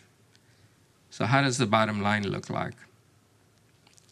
So the most important factor that we look at on the general fund side is the fund balance, the sources of funds, and what we have budgeted for uses, and what leaves us with the reserve or the ending fund balance. So for year number 1, for example, the fund balance is projected to be, based on these preliminary numbers, $25.4 million. Our city charter requires that we shall maintain at least 25% of our total general fund requirements in our reserves. So for that year, the minimum required reserve is $18.2 million. And if you see the next number right below it, we have a surplus of $7.2 million. Now, let me pause here real quick. This is a 5-year window. You have to look at all 5 years, because that $7 million may not be available to you to spend all of it in year number 1, because as you move across, if you look at year number 3, we are drawing down our fund balance. So we barely have $400,000 in year number 3 over and above what is minimum required to maintain in the reserves. Year number 4, the same. Year number 5, the same. So the larger the balance in the front part of the forecast, it carries us through in the future years. It gives us a buffer. It gives us some protection for a decline in revenue stream or an increase on the cost side. Can I ask a question, Perez? Certainly. That 25% that it's required for us to keep on the reserve for the general fund, that's 25% of what? Of our total revenues, or like what is Total it? expenditures. Expenditures. So if you look at, this is the expenditure slide. So From if the you look at 71. Yeah, Okay. for year number 1, it's $72.9 million, so 25% of that. Okay. And that excess will be the excess that we have over 5-year period. In that Correct. first year, the 7.1 is in year number 1, but it gradually is drawn down in the 5-year window. Okay, thank you. Now, these are preliminary numbers, as the manager said earlier. We may get higher tax roll. We may get more revenues from sales tax. And our departments may come in and say, I'm going to save you $10 million. I can hope that. So you said something really key a minute ago is on the sales tax. Even the sales tax that we estimated last year, we surpassed that. We brought in more sales tax. This year, we're getting more than what we projected, correct? That is correct. We are 3% over our budget projections. But when you look at $17 to $18 million number for the whole year, 3% is a pretty tight projection estimate. Yeah, it's really close, but we did go over. Yes. That's great. I mean, I remember when the city used to get $1 million a year in sales tax. That was a long time ago. We've definitely grown, and that just doesn't happen. I mean, that happens with good planning and bringing in good retail. Yes, sir. I mean, if you're bringing in bad retail, you're not going to get those kind of numbers. So it definitely is a benefit on where the city's going, and I think that's a testament of good planning. So that's staff and everybody And that involved. will only increase. Yeah, definitely. Thank you. So this slide brings it all together. The revenue, sources of funds, the requirements, expenditures, and the fund balance. It's all in one sheet. I won't go over through these. We've already gone over. So comparison of key indicators. Councilmember Zuniga had requested at the last council meeting that we bring forward some key indicators as compared to other benchmark cities. Even though we provided, the city manager has provided this to Councilmember Zuniga, we felt it was important that we share it with all council members. So here are the 10 cities plus City of Kyle. We're looking at 10 different metrics. This slide provides the entire data that we have collected. It is not listed in any order other than alphabetical order. But I will walk you through real quick on each one of these how we stack. So we're looking at population, average household income, average home value, property tax rate, average property tax paid by residents within that community to that local government, the sales tax collection, sales tax revenue per capita, assessed valuations, outstanding debt, and debt per capita. So here's the first one, average household income. How do we stack as compared to other cities that we benchmark to? Now, these are 2023 data. On the far left is San Marcos. Far right is Leander. And City of Kyle is in the yellow. So that's the average household income. Average residential home value, we're somewhere in the middle. By the way, the 10 cities are San Antonio, San Marcos, New Braunfels, Pflugerville, Round Rock, Georgetown, Austin, Cedar Park, Buda, and Leander. Property tax rate. Now, as you well know, property tax rate could be a combination of policy decisions that varies from one city to the next.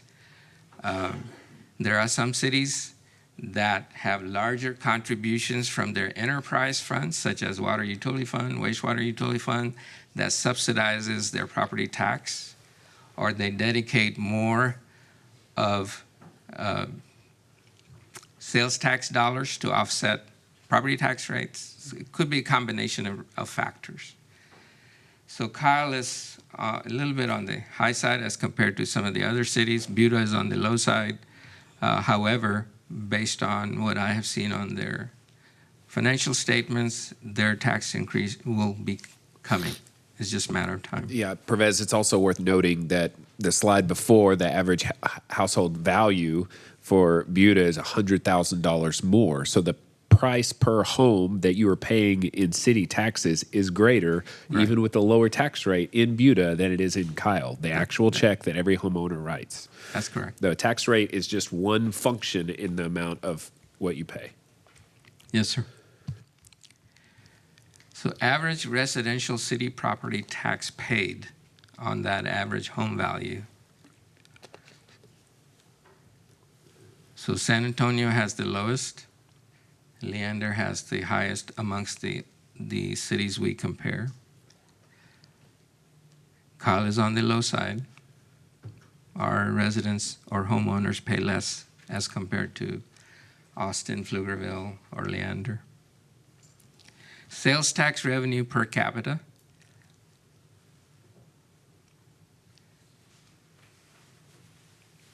Leander is on the low side. And Buda, here again, on the high side. Debt per capita. This is total debt outstanding.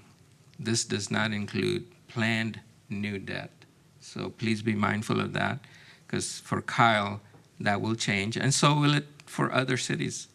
As they issue new debt, the debt per capita number is going to change.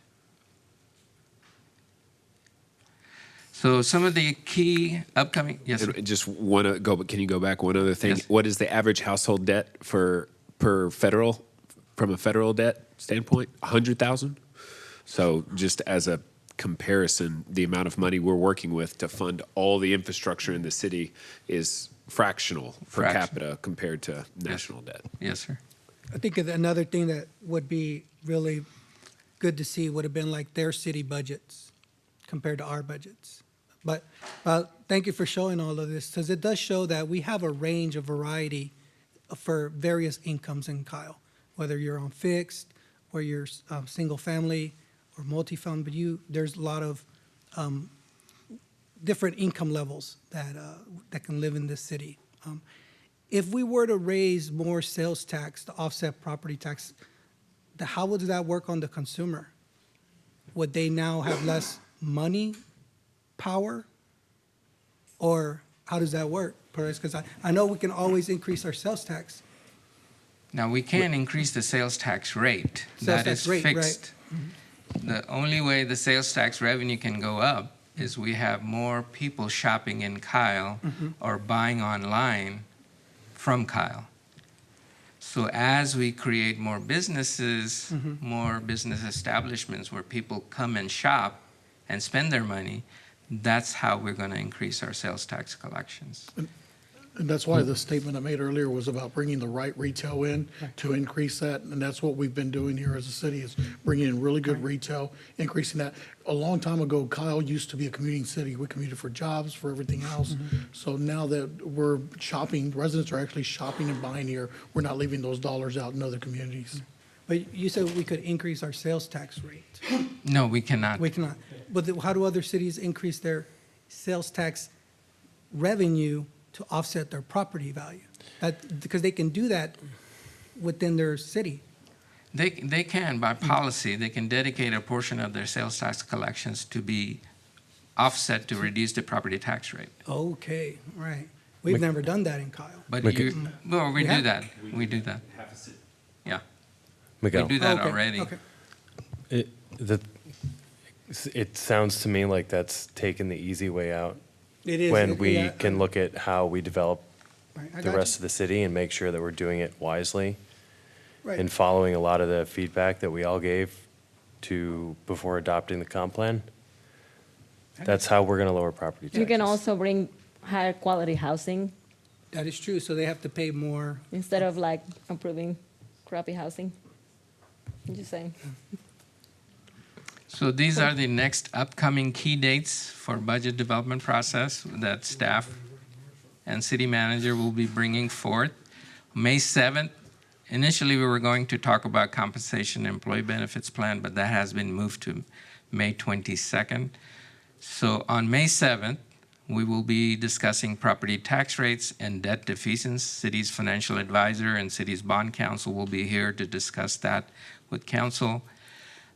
Tuesday, May 21st has been changed to Wednesday, May 22nd. That's our council meeting.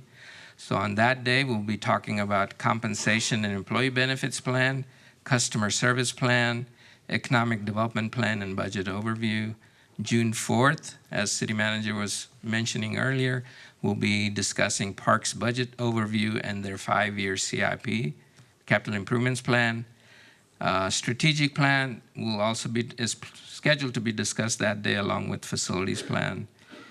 And June 18th is going to be a busy day for budget. Police and emergency services budget will be discussed that day. Police's staffing analysis report and recommendations is scheduled to be discussed if it's ready.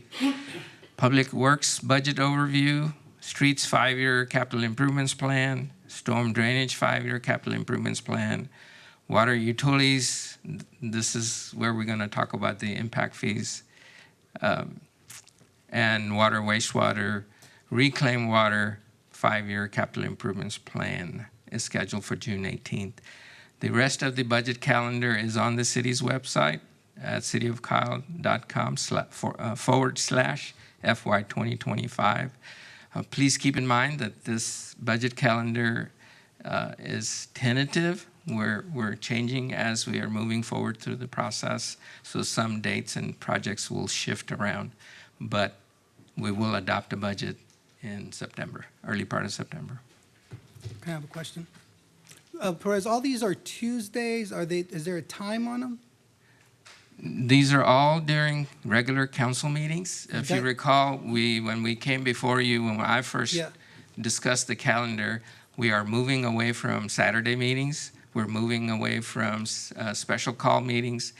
So rather than compressing it, the budget development over 3 months, we have now spread it over a longer period of time where council will have more time to review each component or topic of the budget.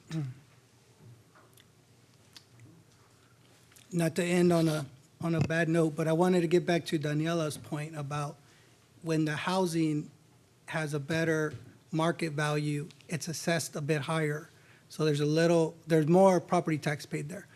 Does the county do any studies where they can maybe look at if the assessed values are sort of accurate, where we're getting the right property tax in the city that we should be collecting?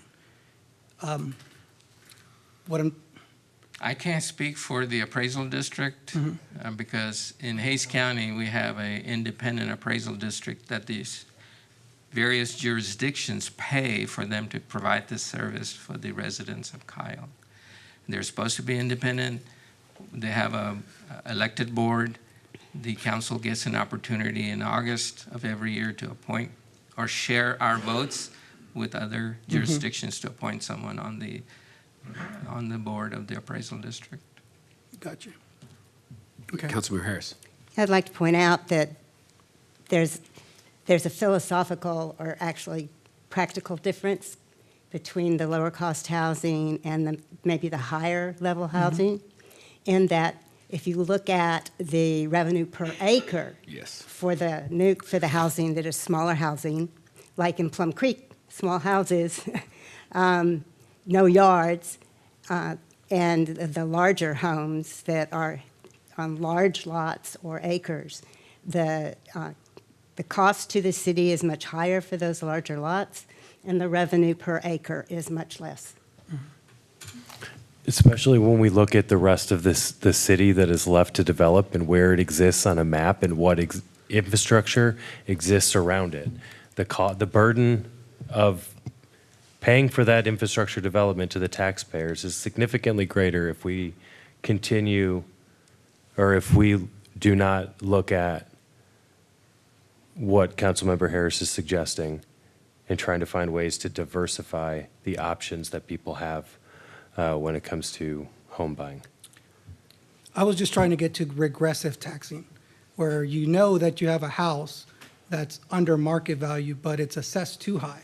So now those properties are paying an unfair share because they're overpaid, but then you've got properties that are under the market value, but you know that they're appraised, that their appraisal's too low.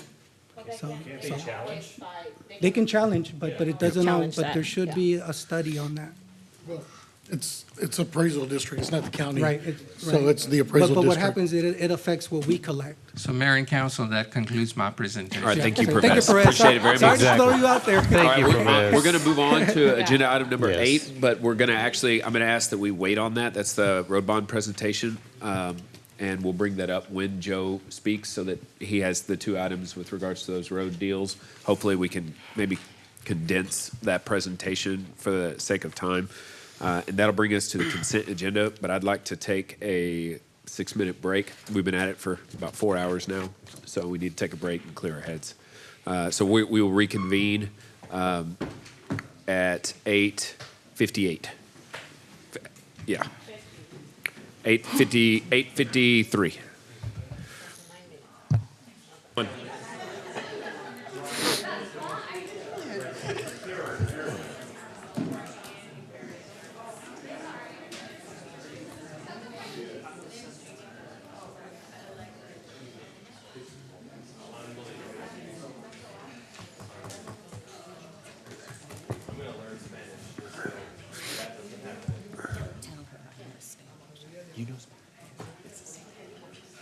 That is the ultimate thing. That's what I wish. That no one could know, but I could hear. All right, it's 8:56. I'm going to call this meeting back to order. We're going to move to the consent agenda now. Does anybody have any questions, comments, or items they want to move and discuss in more detail? Can we pull number 9, sorry. All right. Any other items? Motions? Mayor, I'd like to make a motion to approve consent agenda items number 10 through 15. All right, motion by Councilmember Tobias, seconded by Councilmember Heiser that we approve consent agenda items 10 through 15. Is there discussion on the motion? All those in favor say aye. Aye. All opposed? All right, motion carries 7-0. Next up is agenda item 9. Consider approval of a task order number 3 to BGE, an amount of $59,084 for the development of a preliminary engineering report for the Four Seasons wastewater interceptor improvements project. This item is sponsored by Mr. Barba. Councilman Parsley, you have a question? Yes, thank you.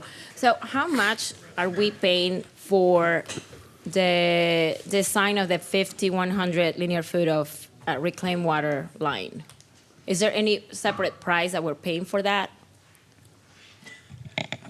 Good evening, Council and Mayor Leon Barber, City Engineer. This is what we call our preliminary engineering report. And what we do is we want to make sure that the engineer understands the scope of the work and that we can give him clear information on which direction to move with the project.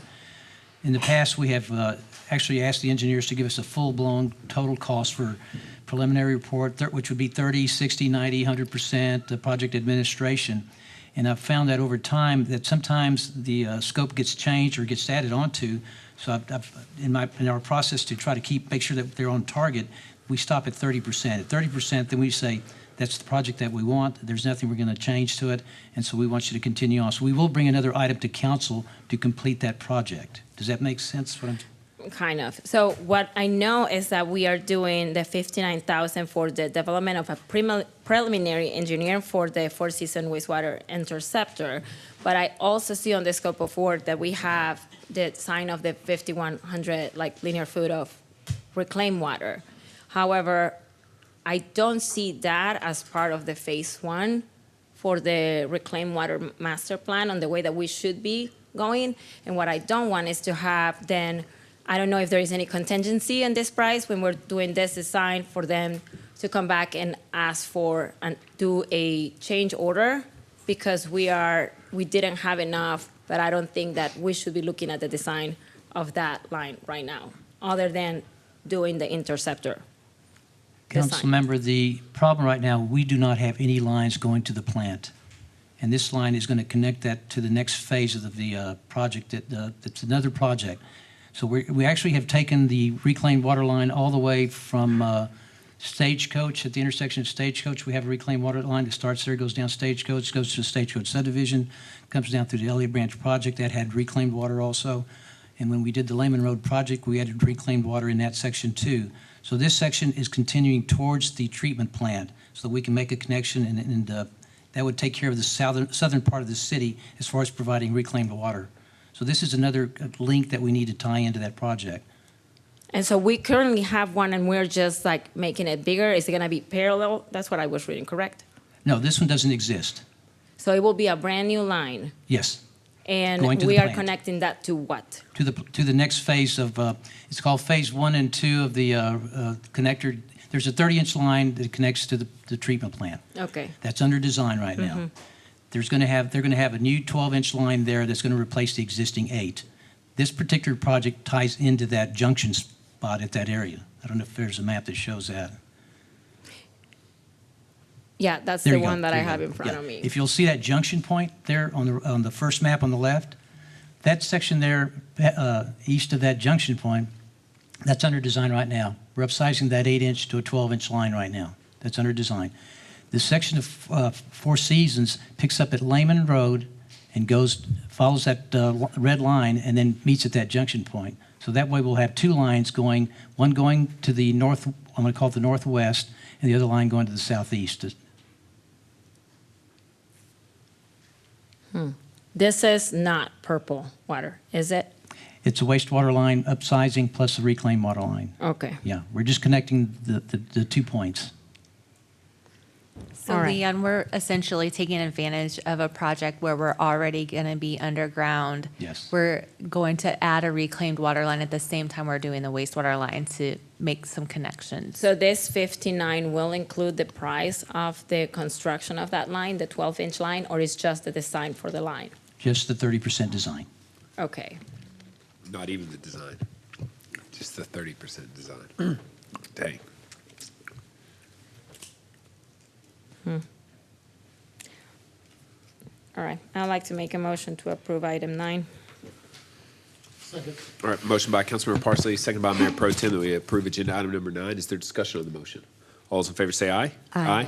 All opposed. All right, motion carries 7-0. Next up, agenda item 16, consider approval of a resolution of the City of Kyle, Texas, approving the form and authorizing the distribution of a preliminary limited offering memorandum for the City of Kyle, Texas Special Assessment Revenue Bond Series 2024, Limestone Creek, PID, Area 1B project, and resolving other matters. Ms. Libby. Good evening, Mayor, City Council members. Stephanie Libby with Norton Rose Fulbright, bond counsel for the city. I'll try to be brief, but if you guys have any questions for me, feel free to stop me as I move through this. Along with me tonight, you also have Andrew Friedman with Samco Capital Markets, Trip Davenport with FMS Bonds, and representatives from the development team for the Limestone Creek PID. So the Limestone Creek PID was created back in October 2022 by council. We did an initial bond issuance in June of 2023 and levied assessments at that time. In meeting value to lien ratios that are required under the city's PID policy, for Improvement Area 1, a first tranche of bonds was issued, and the city also entered into a reimbursement agreement. The developer now has enough value on the ground such that 1B bonds can be issued. So with this PID at this time, we won't be levying additional assessments. We'll just be issuing a second series of bonds secured by assessments that are already in place. So the resolution that you have before you tonight is simply just a resolution that authorizes FMS Bonds to release the offering document into the market to solicit potential purchasers for those bonds.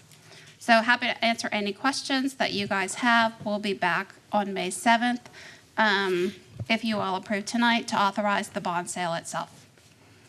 All right, thank you, Ms. Libby. Does anybody have any questions? Motions? Mayor, I'd like to make a motion to approve agenda item 16. All right, motion by Mayor Pro Tem, seconded by Councilmember Parsley that we approve agenda item 16. Is there discussion on the motion? Seeing none, all those in favor say aye. Aye. All opposed. All right, motion carries 7-0. All right, next up is agenda item 17, first reading. Consider approval of an ordinance of the City of Kyle, City Council, City of Kyle, Texas, approving the final project and financing plan and an interlocal agreement for the tax increment reinvestment zone number 6. So once again, Stephanie Libby, Norton Rose Fulbright, bond counsel for the city. This presentation is substantially similar to the presentation that we provided earlier today for the Tour 6 board meeting. The resolution that you have before you both authorizes the interlocal agreement to be executed by the city of Kyle and Hays County, Texas, and that's the funding mechanism through which the county's tax increment is remitted back to the city. And the resolution also adopts the final project and finance plan for this TERS. And this is the downtown redevelopment TERS. So happy to answer any questions that you guys may have related to either the plan or the ILA. Ms. Labby knows how to make a presentation. Does anybody have any questions for her? Motions? Mayor, I would like to make a motion that we approve item number 17.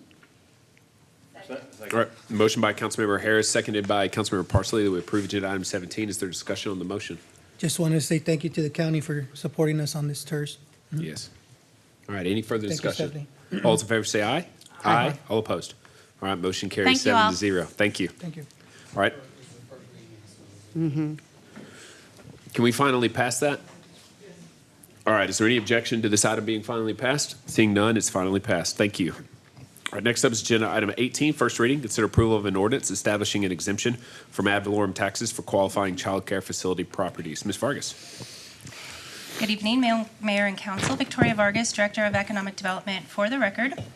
I'm here to present the ordinance for the qualifying child care tax exemption. This was introduced at the last legislative session, and it was a resolution that would allow cities and counties the option to provide an exemption from ad valorem property taxation. Counties and cities could choose 50% or 100% of the appraised values of properties that are used to operate qualified child care facilities. The bill was approved in November of 2023, and the law went into effect January 1st, 2024. We're bringing it before you now because if the ordinance passes, child care facilities have until April 30th to apply. So it's before you for consideration. Once adopted, in order to receive the tax exemption, the child care facility must submit an application to the applicable appraisal district in which the property is located. So they'd have to make an application similar to a homestead exemption with Hayes County Appraisal District.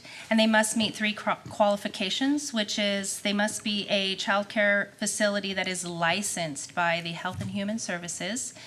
The owner and operator must participate in the Texas Workforce Commission's Texas Rising Star program, and they must also maintain a minimum 20% enrollment of children receiving subsidized services through the TWC. So they have to meet these three qualifications. So this excludes a lot of the, I know there was some questions if it excludes in-home daycares. And so if a facility is applying for this exemption, they cannot also have a homestead exemption. So that disqualifies a lot of facilities. So currently with our research, we only found 3 located within the city of Kyle's limits that are participating in the Texas Workforce Commission's Rising Star program, 3 child care facilities. And Hayes County passed the exemption last month for 100%, and other surrounding communities have as well. I know the city of Austin did and Travis County. So from our research, we found that the fiscal impact would be to the city would be less than $5,000 annually with those 3 facilities, and even if more come online, it would only be less than $5,000. So your options are to approve the ordinance with 100% exemption, 50%, or disapprove, but we recommend 100%. All right, I know some others on council played a role in getting this. Somebody want to make a motion that's been a part of this? Yeah, I just want to say this is, when we're looking at the hardworking families in our area, this is something that can help them. We also have subsidized, childcare. A lot of our facilities that are going to apply for this actually honor that. So that's something that is really a driving force for me to pass 100%. So I'd like to make a motion to approve. Second. All right. Yeah, we got Option it. one. Motion by 100%. Mayor Pro Tem, seconded by Councilmember Tobias, that we approve agenda item number 18. Is there discussion on the motion? Just one last discussion. I did hear a radio talk show the other day when this came up. There's people in Austin that almost are on a 12 to 15 month waiting list for childcare. and the expense of it all. And I know that with those that own these daycares, they have to pay their staff and everybody else, and it has a cost on that end because of the training that they have and so forth. So it would be beneficial for them and for us as well. And hopefully the savings can be passed down to the actual families themselves. So I trust that would happen. That is a requirement of the law, that they be able to prove that they are passing these savings down to the families. Yes. So, When this was being discussed and brought forward, what came to my mind was the pandemic, strangely enough, because childcare facilities, we went through that. It was very difficult going through that process. Nobody was happy. It was just devastating, and there were a lot of losses associated with that as well. So I'm happy to see this come back around, and for us to be able to show some love back towards a particular section of the market that was really struggling. Any further discussion? All right, all those in favor say aye. Aye. Can All we opposed. finally pass it? Motion carries 7-0. Yes.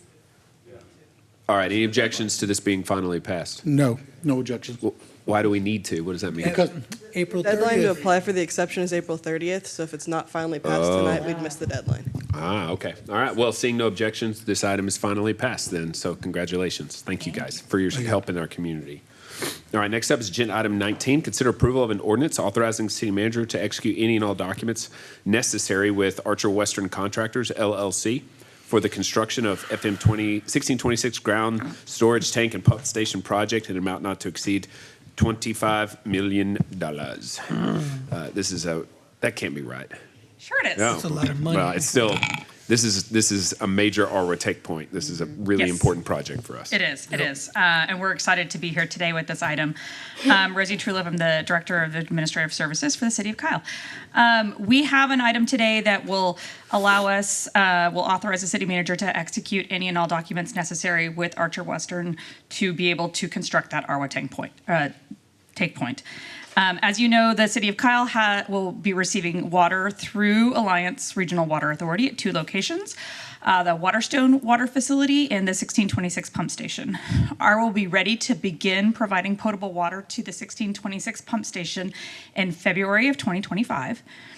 In order to make this work, we analyzed what it would take if we were to formally bid this project, and we would miss that deadline by a significant amount of time. We don't think we would be able to complete this until June of 2026, related to delays due to take point location, property dedication, and transmission main realignment. We're concerned about public health and safety and the risk of delays, and in meeting our ability to meet the needs of the potable water system and our ability to maintain adequate fire protection in our water system. So we're recommending a direct contract to mitigate these risks by saving time and delivering portions of the project on the needed schedule that will allow Alliance Water to be delivered. Staff approached Archer Western about their ability to complete this project to meet the schedule for potable water delivery. What we anticipate is a $25 million authorization to cover 2 phases of contracting. The first phase now is for approximately $12.5 million for long lead equipment, site mobilization, some piping, and some drainage work. And then we will bring in, under the authorization granted today, a phase 2 at the end of April or early May to bring in the remaining construction trades that are being bid right now. So the options we have in front of us is to approve the contract and grant the city manager the authority to execute any and all documents necessary to complete this project.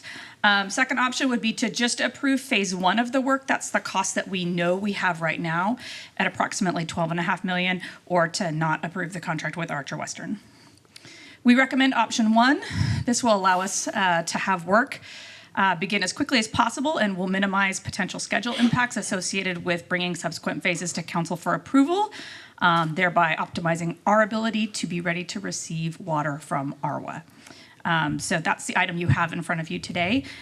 We would recommend passage on all readings, first reading and final, first and final today, so that we can maintain the schedule that we're looking at here. So this isn't listed for first reading. Is that so? What does that mean? Oh. All right. Yeah, it's. Well, I just want to say it's probably worth noting that this property is going next to where St. David's is, and as a part of the development agreement that we passed that is bringing St. David's, Sheldon Tanglewood LTC or whatever their company is called donated this land. So we did not have to pay for it. So while it's an expensive project, all the money's going into the construction. So I think, and I know that's something Councilmember Zuniga talks about a lot.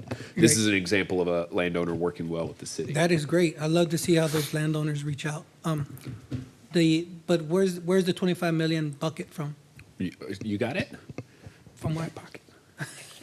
Which fund, Perez? Water The utility the fund? All Water of it? utility fund. Pervez is coming up. I thought this was the American Recovery money, 14, 15, 16 million that was used. Let him tell you. You're right. Initially, this project was earmarked to use the ARPA funds, which was the federal grant funds we received.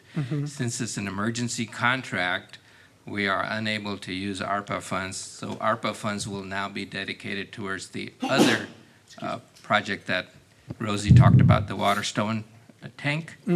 So instead of ARPA funds, we will use water impact fees for this project, at least for the first phase of it. And then we'll determine if we need to issue any contractual obligation bonds. That's a very good, I guess, maneuver, since you need the Waterstone and you had the money for that. That's So why couldn't you use it? Because this was emergency? I'm going to let the city attorney address that. What does that mean? So, grant money comes with strings. One of them is that you have to comply with certain bidding requirements. A lot of grant agencies that do this on a regular basis, you can contact and say, hey, this is an emergency, can we get an exception? ARPA is kind of a new program, and so the process to get an exception would take longer, and we're on a tight deadline here. So we're trying to get there So as is fast as that the possible. reason why there was not another bid? Is this, y'all are feeling Archer Weston is the best? Yes, there is a state law exception to bidding for public health, purchases necessary for public health and safety. This is absolutely necessary for the public health and safety of the city to provide us water as fast as possible. That's all right. I'll make the motion then for phase one, right? The 12 million? Our recommendation would be for Option one. the option one, which is the posted amount of 25 million to allow us to maintain schedule and not have to return back for phase two. I'd like to make the motion to pass, or I forgot what to say. Agenda item 19, option Pass one. agenda item 19, option number 1. Second. All right, motion by Councilmember Zuniga, seconded by Councilmember Heiser that we approve option 1 on agenda item 19. Is there discussion on the motion? Mayor, just wanted to say, this is a long time coming, making sure that we can get our water in from the Arwa project, and this is a great step forward, so I'm really looking forward to this. We should have been in Arwa, 2 years ago and tied in, but there's delays and everything else that went associated with it. So to get a timeline of early 2025 is a win good. for us. And I Very look good. forward to our city getting that water. But I would also encourage our team to look at lines B and C coming in at the same time as well, something that we definitely need to address and move forward on because the water need is great. So thank you. Absolutely. Anyone else? All those in favor say aye. Aye. All opposed.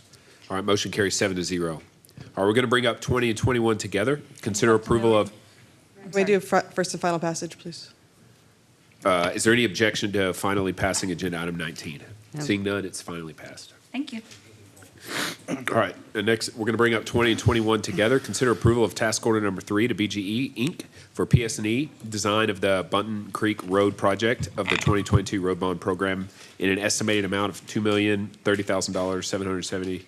$7.09. And 21, consider approval of task order number 4 to Cobb Finley and Associates for development of pedestrian treatment plans for the intersections along Kyle Parkway, Lehman Road Extension Project in an estimated amount of $82,310.75. Mr. Cantalupo? Thank you. And if there's any part of your presentation that relates to these projects and you want to bring that up, I can bring that item up. I don't really have to do it. You can Sure. just present if Thank you've you. got it. So the first is for, as the mayor read the item, is for B&G to take the Bunton Creek Road project from, it's leaving schematic, and it's going to go into plan specifications and estimates, PS&E or final design.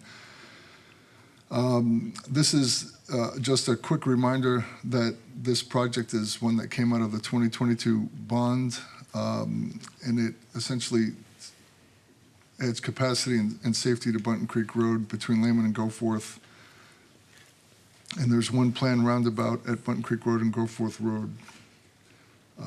And these are the limits of the project on the map. And you'll see that, or be reminded that the council approved the design in January of 2024. The schematic was deemed complete at that point. We've been working on the scope and fee for PS&E or final design. The project is now anticipated to bid in January 2026 and be delivered a year later. And I'm going quickly in deference to the clock, so if you need me to slow down or stop, please let me know. And again, this item is to put the Bunton Creek Road project into PS&E or final design. The proposed fee is $2,030,777.09, and we are requesting your approval of that task order. I'll go right into the next one, Mayor. So this one is a little bit different, and as the item is coming up, I'll start by saying that the Kyle Parkway Lehman Road Extension Project was one of the projects that went right into PS&E. It went right into final design, and that's important to note. We need this task order so Cobb Finley can do the design of pedestrian treatments at the roundabouts. And again, this is the reminder that this was from the bond that was passed in 2022. The key part of this project to remember is that there are 4 roundabouts, one at Kyle Parkway and Daisy Lane, one at Kyle Parkway and Lehman Road and Bunton Creek Road, and one at Lehman Road and Daisy Lane. Now, the tricky part of this is that because it went right to PS&E, it didn't catch, as PS&E was scoped, it didn't catch changing requirements for pedestrian treatments at roundabouts. And there is this public right-of-way accessibility guidelines, and they require more design efforts or more stringent treatments for pedestrians at roundabouts. And so the scope for Cobb Finley needs to be updated to allow them to do the pedestrian crossing designs at the 4 roundabouts. And again, there are 4 planned roundabouts. I won't read the locations again. And really what they're putting in with their design is something that is called a rectangular rapid flashing beacon. So it's basically when a pedestrian approaches, this rectangular beacon flashes, and it lets the driver know that someone's waiting to cross, and the theory is it gets them to pay more attention to someone that wants to cross through the roundabout. It's a little bit different than just putting a pedestrian crossing sign. And that's what one looks like. It's a pedestrian crossing sign. They're located near the crosswalk, and there is a flashing beacon, again, that will warn the driver. The fee for that scope to do those designs of the rapidly flashing beacon at each of those roundabouts is $82,310.75. And we're recommending or requesting that you approve that task order for Cobb Finley so that we can get that to design. All right, does anybody have any questions for Mr. Cantalupo on any of these items? Councilman Tobias. Okay, real quick on this. Not to beat the dead horse that's been dead for several months now on this. But again, this was one of the concerns I had, but I also see that we're trying to bring now the crosswalks with those lighted fixtures, so that way when people cross, because obviously the roundabouts are coming. As you go, and I just sent an email to Brian yesterday about Daisy Lane.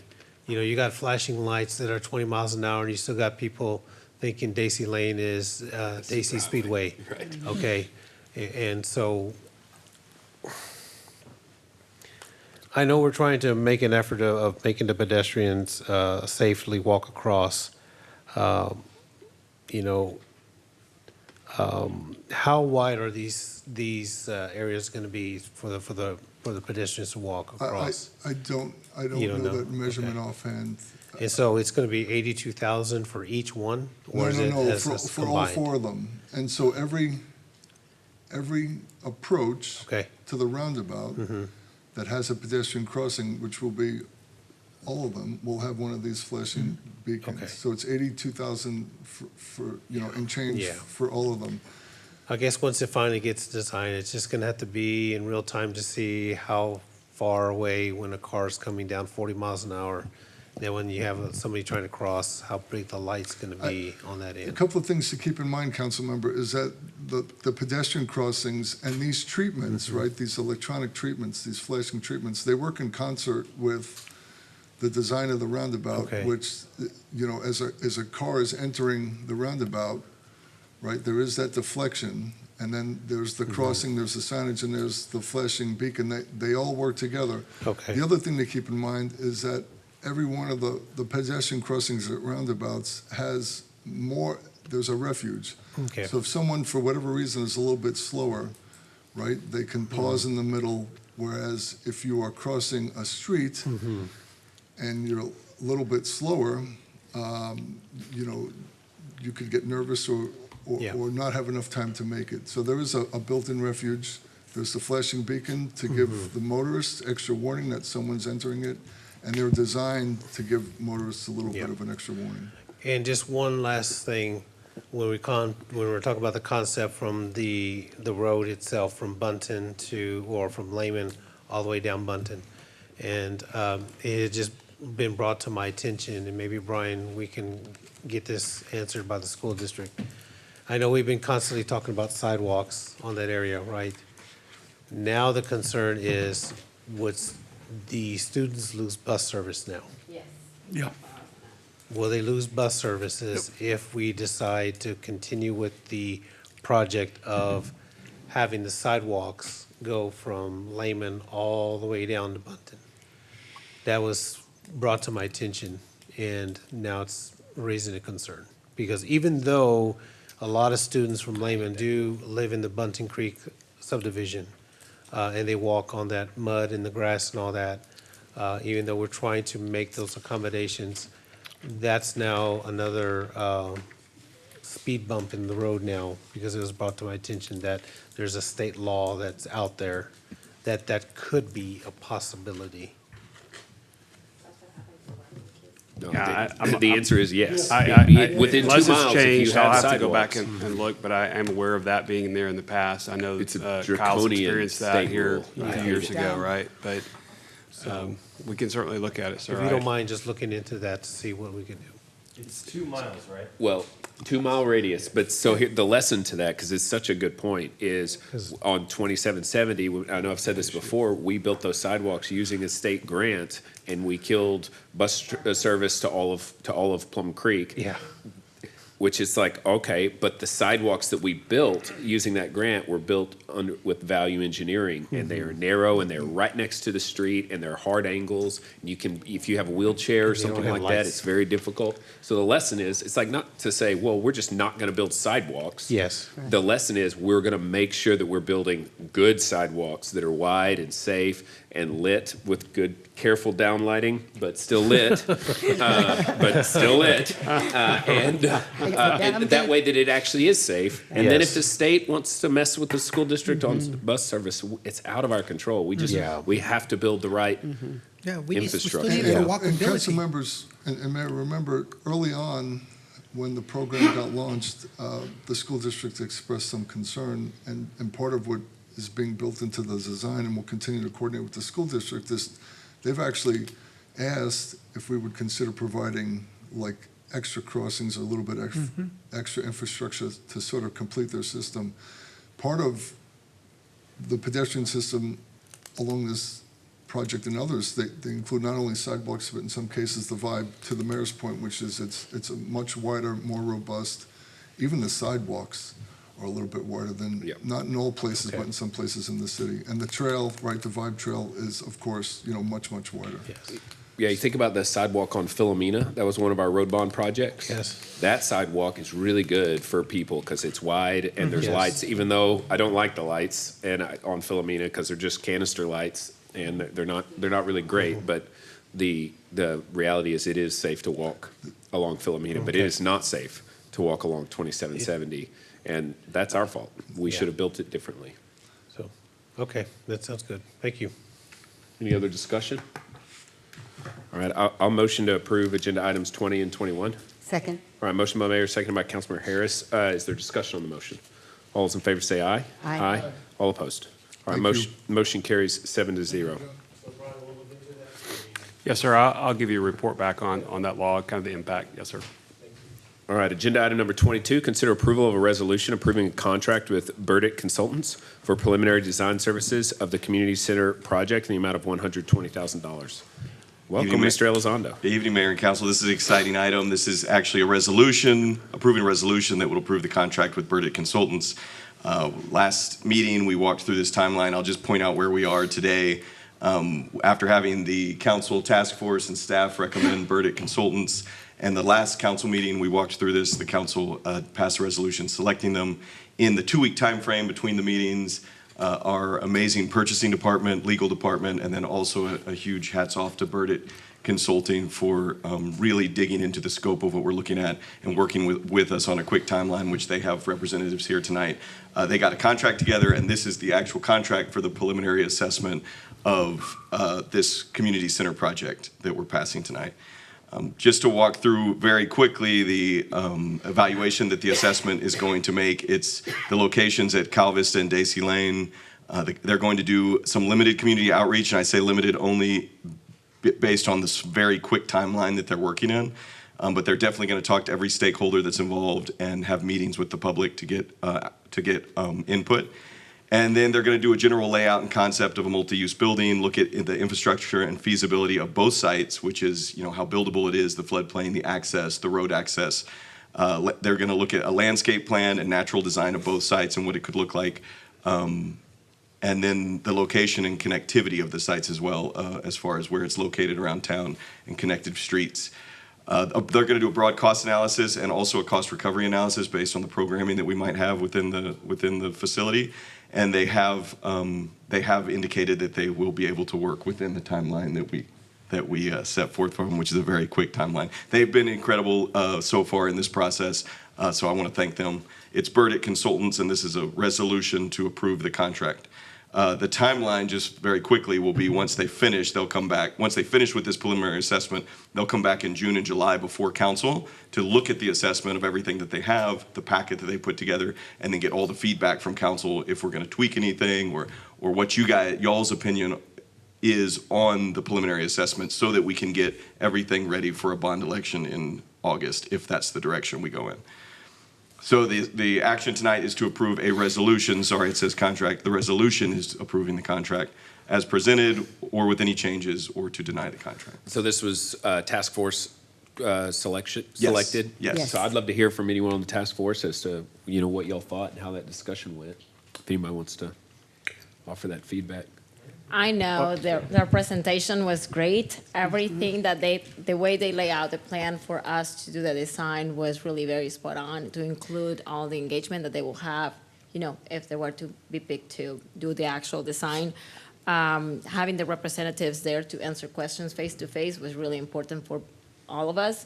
And they did show a couple of concepts that I feel like they line up to what we really want, that have mixed up community center, senior center, some childcare or child components that I feel like they're really the right firm for us to pick. What I felt most comfortable about was that they were all in-house and they were all local. That they had their budget, they had their engineering, they had their finance people, they had everybody in-house to where you wouldn't have to say, well, I have to reach out to the engineering department that's located in Dallas, and I've got to reach out to the people in San Antonio.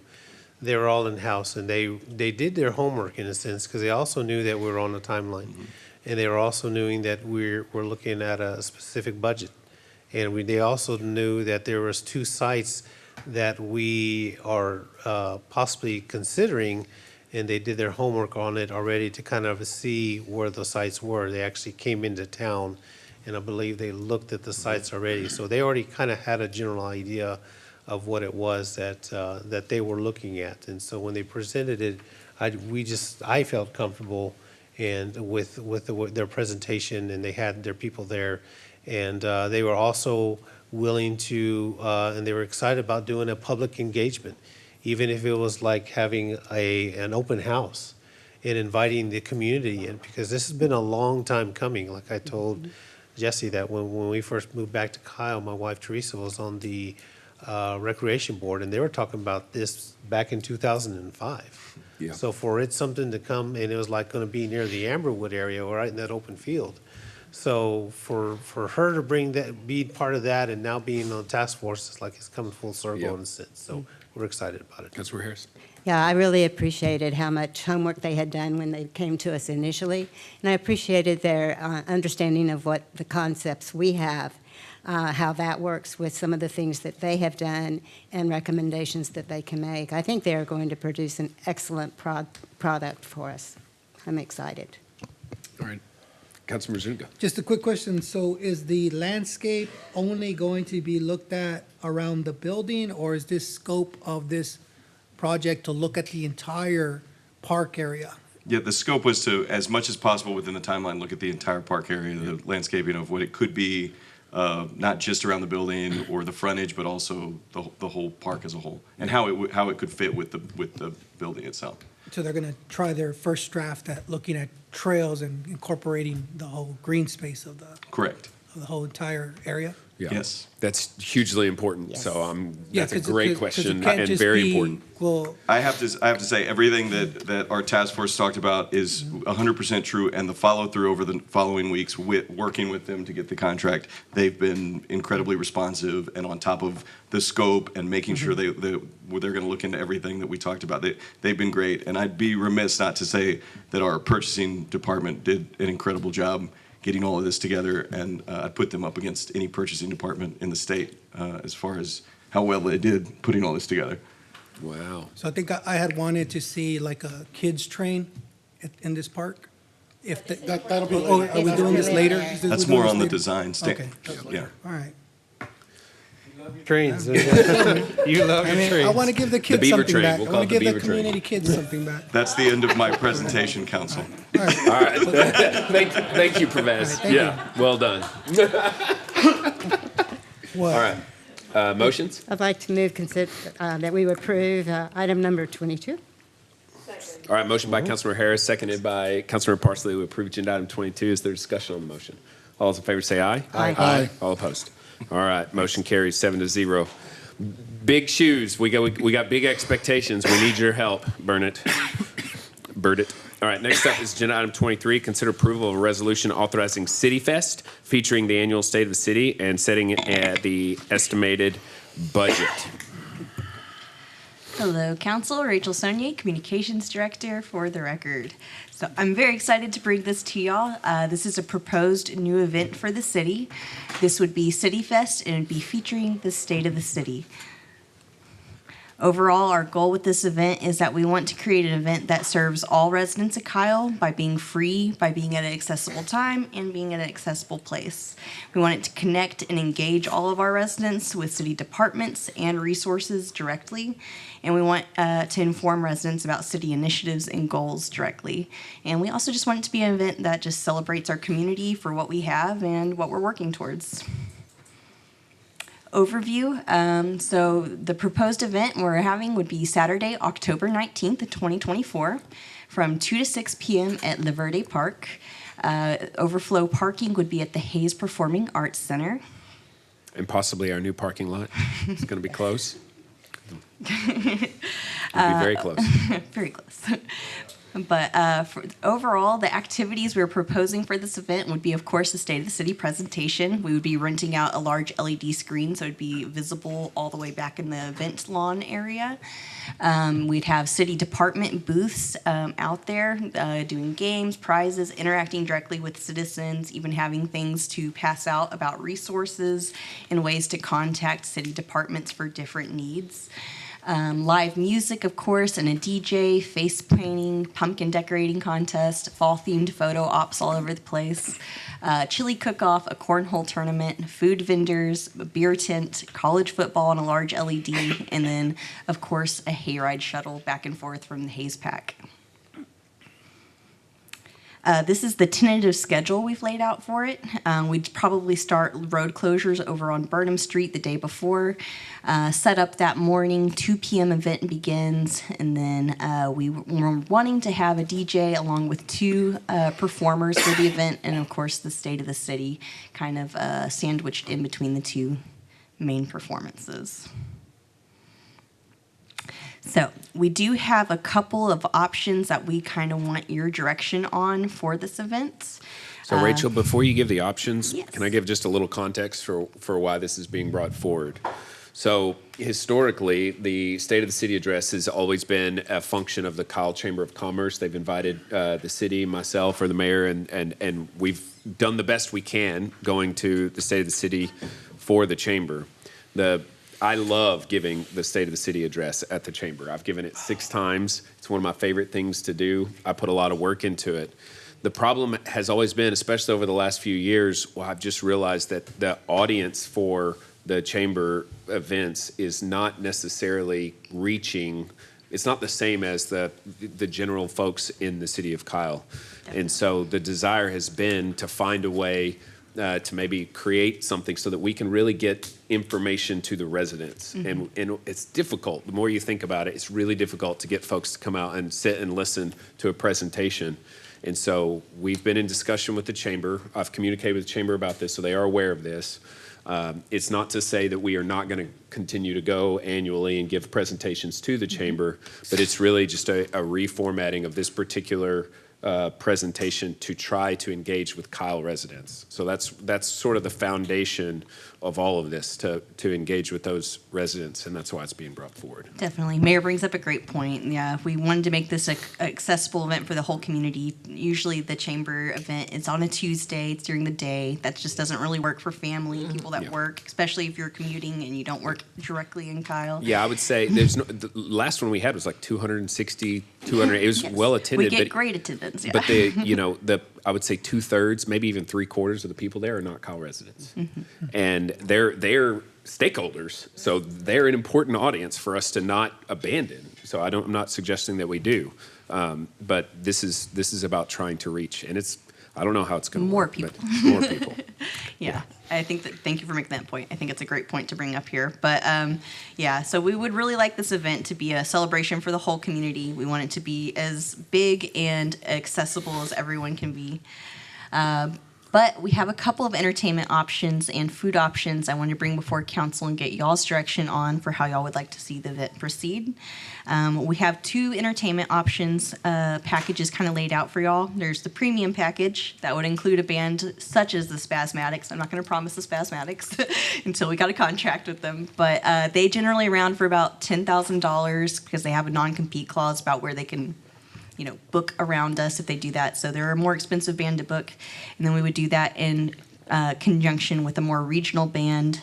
And then, of course, a DJ, which ranges around $750. So that total premium cost entertainment package is about $15,750. And then there is a standard option, which would be more like 2 regional bands and a DJ, and that one runs about $10,750. The one that staff is recommending for our first year would be the premium package, because we would like to draw in as many residents as possible and also just deliver an awesome entertainment for them. And then for the food options, we have 2 different ways to do this. Option number 1 is what we like to consider a more traditional vendor paid spot.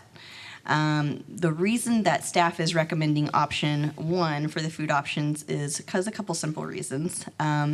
Essentially, it would allow us to treat all vendors fairly in the sense of our beer tent vendor, if we're going to have it, they will have to go through and pay for a spot to do it because that's how it would interact with the way we currently are able to book beer tent vendors for different things. And we don't want to treat our beer tent vendor separately from our food tent vendor. Another reason would be often when you offer guarantees, which is option number 2, you get less options of food. So the vendor's only option, like 1 item, maybe 2 items. And often they're just not as great service or competitiveness between the businesses in that way. So what we're recommending is option 1, where we would charge $150 for the beer tent vendor, charge $75 per food truck, which would be a 10 by 25 space, and then charge $50 for food tent vendors. And then that would allow us to have more vendors and possibly greater options for recruiting better vendors, since most of them like to keep the money they pocket versus getting a flat sum where they could exceed that if they are, doing it the guaranteed way. But vendor guarantee, which is option number 2, we kind of laid out all the data we gathered from pricing that one out. It cost about $10 per person, estimating between 500 and 1,000 people for our first year. It's really hard to gauge on a first-time event, so we're saying about $10,000 if we go with option number 2 for the vendor guarantee, which is another reason why we're recommending option number 1, is because it's really hard to gauge how many people will attend a first-time event without any prior data on it. That being said, this is the total estimated cost for the event, dependent upon entertainment and food options that y'all pick. But so we went and got some bids for audio and video, for LED screen and full spec'd out sound, for rental generators, tents, overflow parking contract, AC stalls, restrooms, and all of the bells and whistles, ADA golf carts and all, and commemorative T-shirts and stickers. It would cost between $31,950 or $46,950 if you went for all of the premium package and the paid-for vendor guarantees. So these are the options. I've packaged them up into nice 4 options for you. We are recommending option number 3, which would include the vendor paid spots and the premium entertainment package for $15,750 for a total of $36,950. But of course, we are very open to feedback from council and any questions y'all have about the event or any of the budgeted items. And so, Rachel, with all our premier events, we seek sponsors as well. Yes, we would be seeking sponsorships. Economic development is on board for that to offset any kind of cost as far as whether that can be through commemorative items such as a T-shirt sponsorship or something like that, or even food and things of that nature. Yeah. And the marketing is not State of the City, it's City Fest. So it's a festival. It's not just, Street fair style is Yeah. what we're kind of going for. Right. On Burnham Street, we're going to shut it down, have, lots Councilman of tents Parsley. and everything. Thank you. Can we get the spasmatics, whatever the option is? That's what I I'm want. going to have to talk to Claudia and see what magic I she think can that work. you should have advertised this with Tobias and I picture from last year singing to the spasmatics. We do have some excellent photos. Yes. And y'all also need to be careful if you approve Yeah. this, because this is gonna there's gonna be a video component with with council, and it's That's not fine. just, there's gonna be a lot of, there's gonna be a lot to it, so Yeah. you're gonna be involved. So just real quick, I just wanted to say that I definitely want to see what we're booking. It's something I want to make sure that we're booking the right band there. So something I think all the council would like to come back and look at. I want to make sure we're doing something, I'd like to see something different. I mean, we see a lot of the same old, and I'm afraid that's going to deter some of the people who are coming out because it's something that's always there. I mean, I know for our, our spring event coming up, there's a couple of bands there that I'd love to have not seen there because they play here all the time.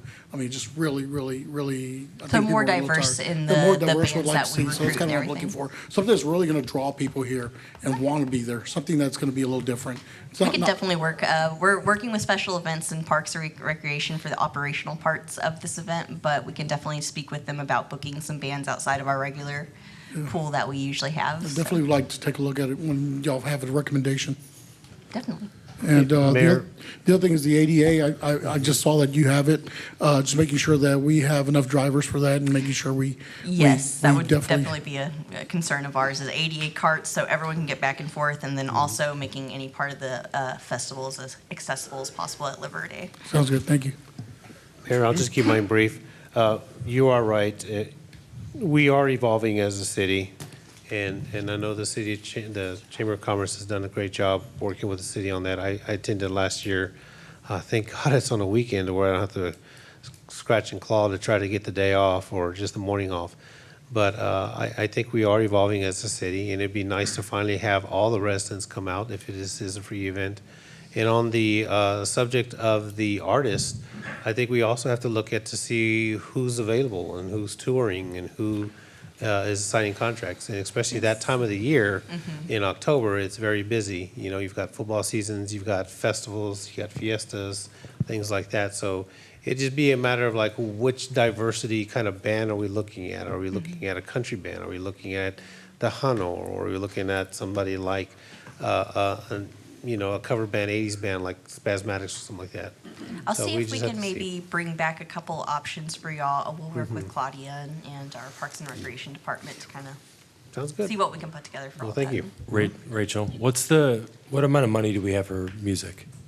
For music, well, this is asking basically what y'all would like. Right now, we're recommending we have two packages. One would be about $10,750, and the other one would be $15,750. The $10,000 is more of a standard option. That would be like two regional bands, usually in the Central Texas area, and the premium package would be more of they would bring like a tourism element to it, so to speak, as far as people wouldn't probably see it. And that's option 3?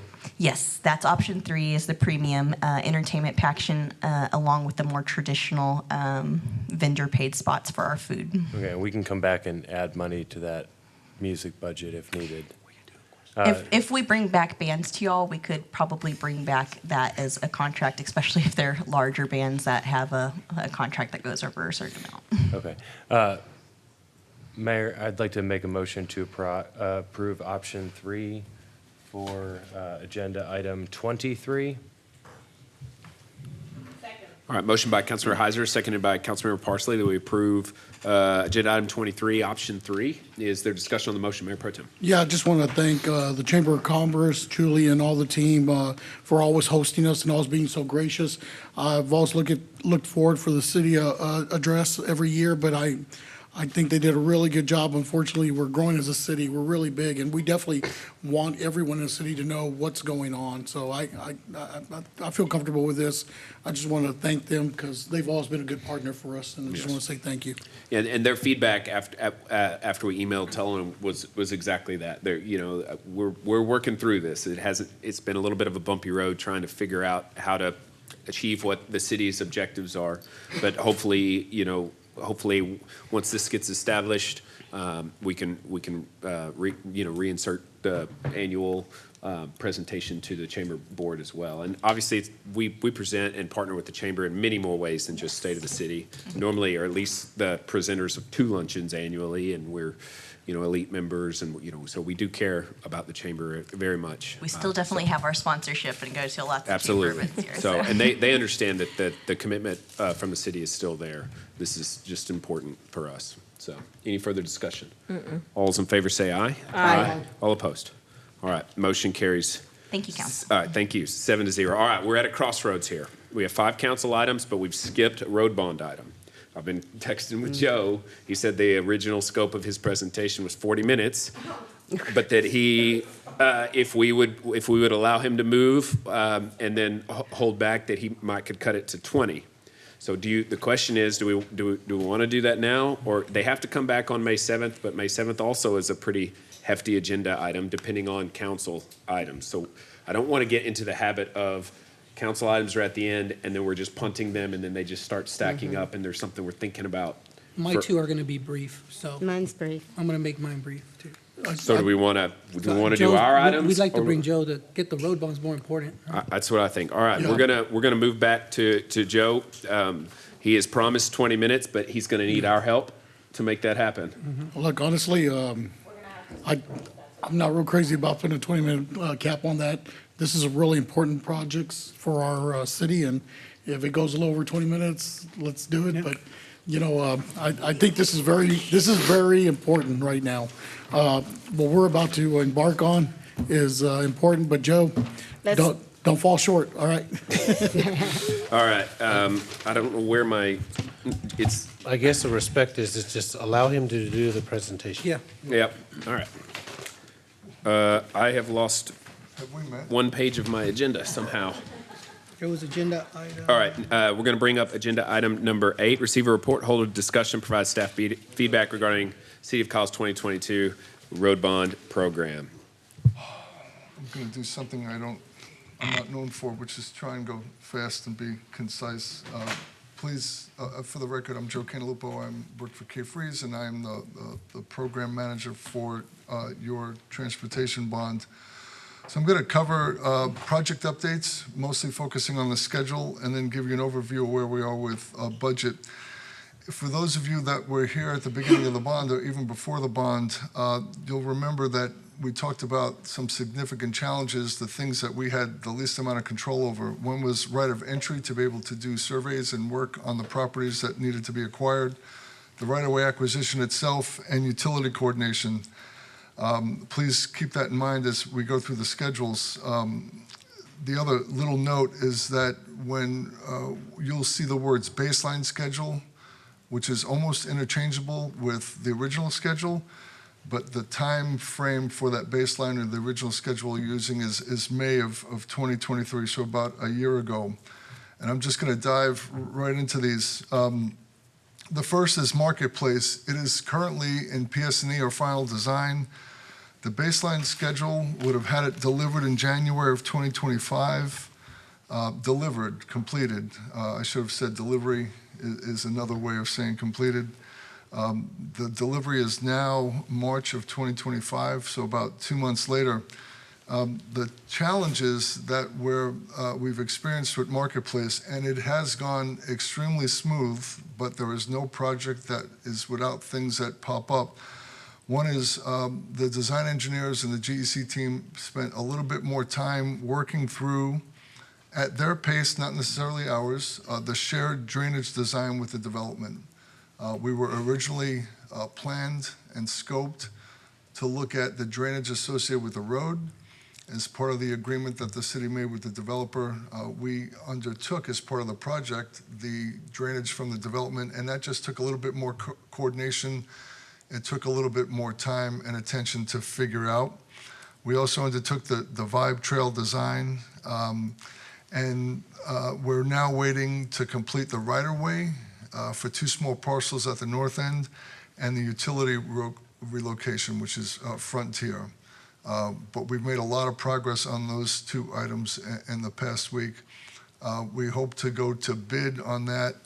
You'll see in probably mid to late May. I want to point one thing out, and I waited for this diagram to show you to keep in mind when you look at the other schedules. You'll see that yellowish orangey box that says utilities, and sometimes you'll just see the word utilities, and sometimes you'll see utility coordination and construction. What I'd like you to keep in mind is that when you see utility construction, that is actually the beginning of the construction of the project. It's not the construction of the roadway or the Vibe Trail, but relocating the utilities, and in this case, burying the utilities, is actually, in some cases, it's almost as long, if not a little bit longer than the construction of the roadway itself. So we tend to think of it as part of the construction. Council, staff, and maybe even the community may not see utility construction the same way, but it is a construction activity, and it does signify, even though the road itself has not gone to bid, it signifies the beginning of the construction of the project. So BB Road West, this is from Republic Drive. You'll see from the map all the way out to the frontage road. It is currently at PS&E. It is scheduled for delivery. The original baseline had it going in November of 2027. The delivery is now scheduled for July of 2026, so we're saving a considerable amount of time.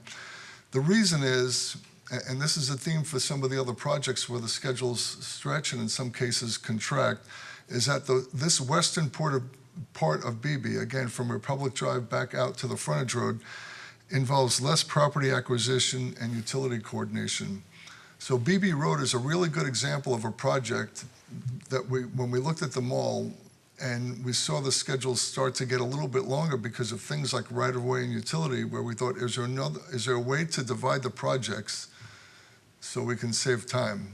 And in this case, for this piece of BB, separating it from the piece that goes from Republic Drive East allowed us to save some time and deliver this part of the project, several months, more than several months earlier. Again, even though the schedule is shorter for this segment, it is not without its challenges, and we can continue to coordinate this with the Colas Crossing project, which runs, as we all know, and affectionately called the Caraway Tract. Colas to Seton, this is the off-system portion, right? This is the portion that runs from the I-35 frontage road down through what everyone knows as the Caraway Tract, crosses BB, and goes down to Seton Parkway. You'll see that the original or the baseline schedule had it being delivered in April of 2026. Its schedule is now August 2026, and the fact that it's very close, if not the same delivery date as that section of BB, is not by accident. Although they're two separate projects, we're coordinating them for several different reasons. One is the stormwater system for this project. There's a possibility that it will be tied a little bit to the BB Road project, and that is being coordinated with the development. So we thought it best to try and get these two projects, the BB Road West and this piece of the Colas, on the same project. You will see that construction or the delivery end date, it's a little bit later, it's a few months later. But again, please note where utilities begin. That particular orange block is not all construction, there's coordination in there. The other thing to note is that right-of-way acquisition is coincident with utility coordination and construction. And when those two blocks match up almost exactly, what we're telling you is that for some projects, there are areas where we can start utility coordination while the rest of the right-of-way is being acquired, and some projects you can't do that.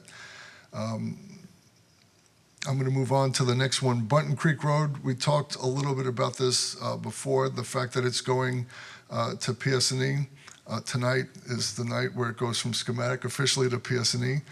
The baseline schedule had it being delivered in October of 2026, and this one extends out to January of 2027. And that is because there is significant utility coordination.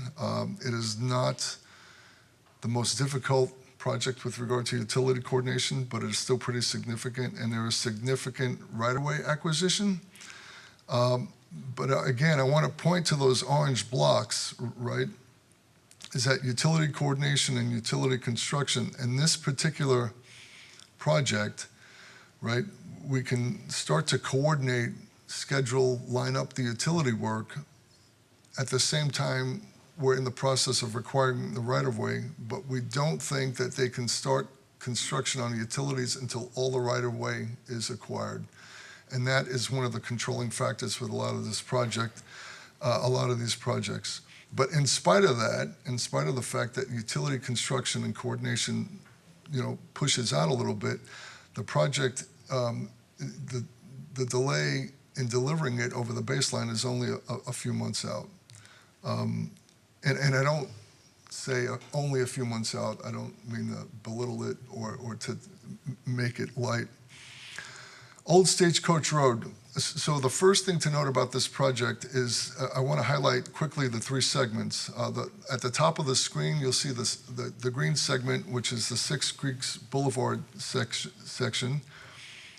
The big blue section in the middle is the Old Stagecoach Road section, and that runs obviously from Six Creeks down to the off-system portion, the non-TxDOT portion of Center Street, and then there is the Center Street portion.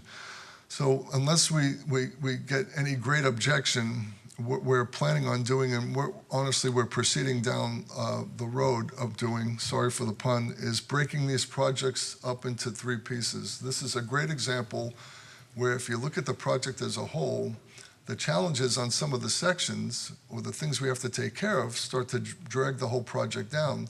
So it's better if we separate it and we can deliver functional pieces that won't take as long, aren't as complicated, quicker. And now I'll go through them very quickly. The first piece is the Six Creeks piece. It is currently in schematic. The baseline or original schedule would have had this delivered in October of 26, but we are now looking at delivering it in February of 2025. And the real opportunity here is that this project requires less property acquisition and less utility relocation. Those things get more complicated as you go south, and I'll talk about that in a second. The project challenge is that there's significant right-of-way coordination. And now, in this case, there is a difference between acquisition and coordination. There is a swap of land from the property owner that is giving up the land to build the road, and in return, they are getting Old Stagecoach Road back. So it's a great benefit. It's a great cost savings. It just does require a little bit of coordination, and we're working on our way through that now. And you'll see that top bar, again, that's a graphic illustration of how much time we're able to save off delivering the project because we're separating it. That top bar baseline would have been if we did Six Creeks, Old Stagecoach Road, and Center Street at the same time. The next piece is the Old Stagecoach Road project. A couple of things to note: that this includes the roundabout at Center Street and Old Stagecoach Road. The original schedule would have had this delivered in October of 2026. This now is called for January of 2028. And this, we do know and recognize how important it is, but there's a couple of things to keep in mind that make this, make it so we need to take our time and be a little bit more deliberate. First, there is significant utility coordination, but the more important thing is that there's significant right-of-way acquisitions. There are 2 relocations, not acquisitions, the relocations of homes and families involved in this. And one of the relocations involves sort of a really neat family sort of compound, right? It's a group of homes that are all in one family under, one ownership. And there's also another part of Old Stagecoach Road where we're anticipating having to relocate a family. And when you start relocating families, you start purchasing homes that are occupied or buildings that are occupied, that process is out of our hands. It's highly regulated, and it's very prescriptive, and it is geared to not be rushed. It's not that we can take all the time in the world, but we don't rush those people through the process. And so we have to take the most conservative or longest view of right-of-way acquisition. The other thing that pushes us out a little bit is that you'll see utility coordination and right-of-way acquisition have to be concurrent, but we cannot, there's no place in the corridor that we can see right now where we can start utility construction before all the right-of-way is acquired. And that's the Old Stagecoach Road section. The next piece of the Old Stagecoach Road project is Center Street, which is the off-system part. The baseline schedule, this is in schematic, and it is not yet ready for PS&E, and I'm going to get back to that in a second.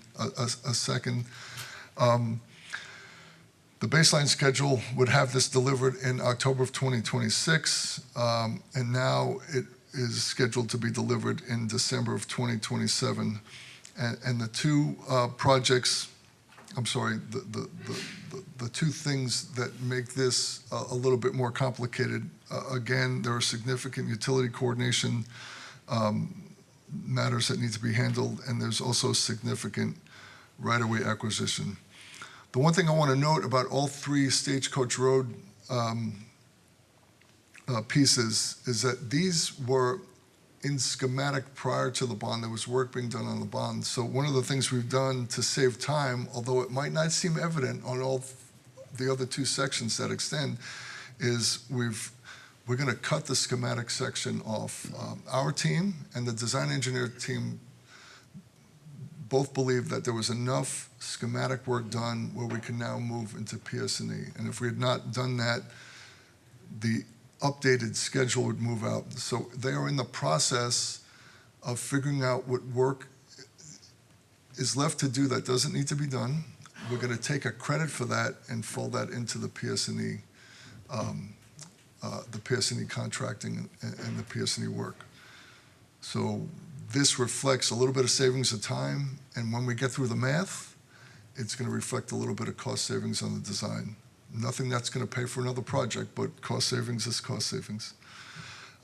Center Street on system. Remember, this is the piece of Center Street that is on the TxDOT system. It is currently in schematic. It was originally scheduled or anticipated to be delivered in June of 2026.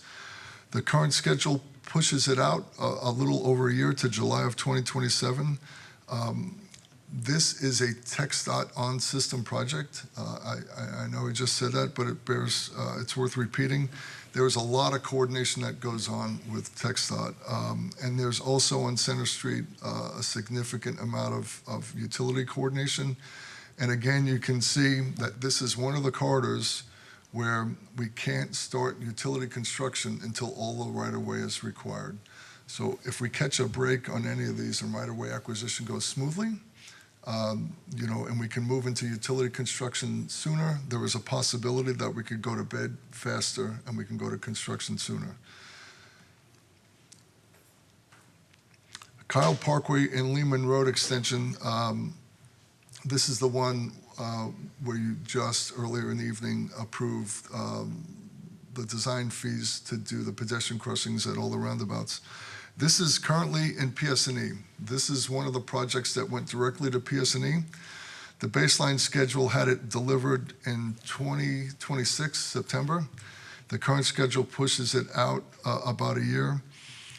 The challenges we have with this project is that there are right of entry, which is, again, our ability, right, as a GEC and the design engineers, our ability to go out and get survey done, to get geotechnical surveys done, to get environmental surveys done, things like that. Our ability to enter properties to do that has been extremely difficult. There are several property owners that are limiting the right of entry or that are even denying it. And the attorney that the city has that's helping us with right of entry is fully engaged. But that is a process that is, again, out of our control. It's out of staff's control.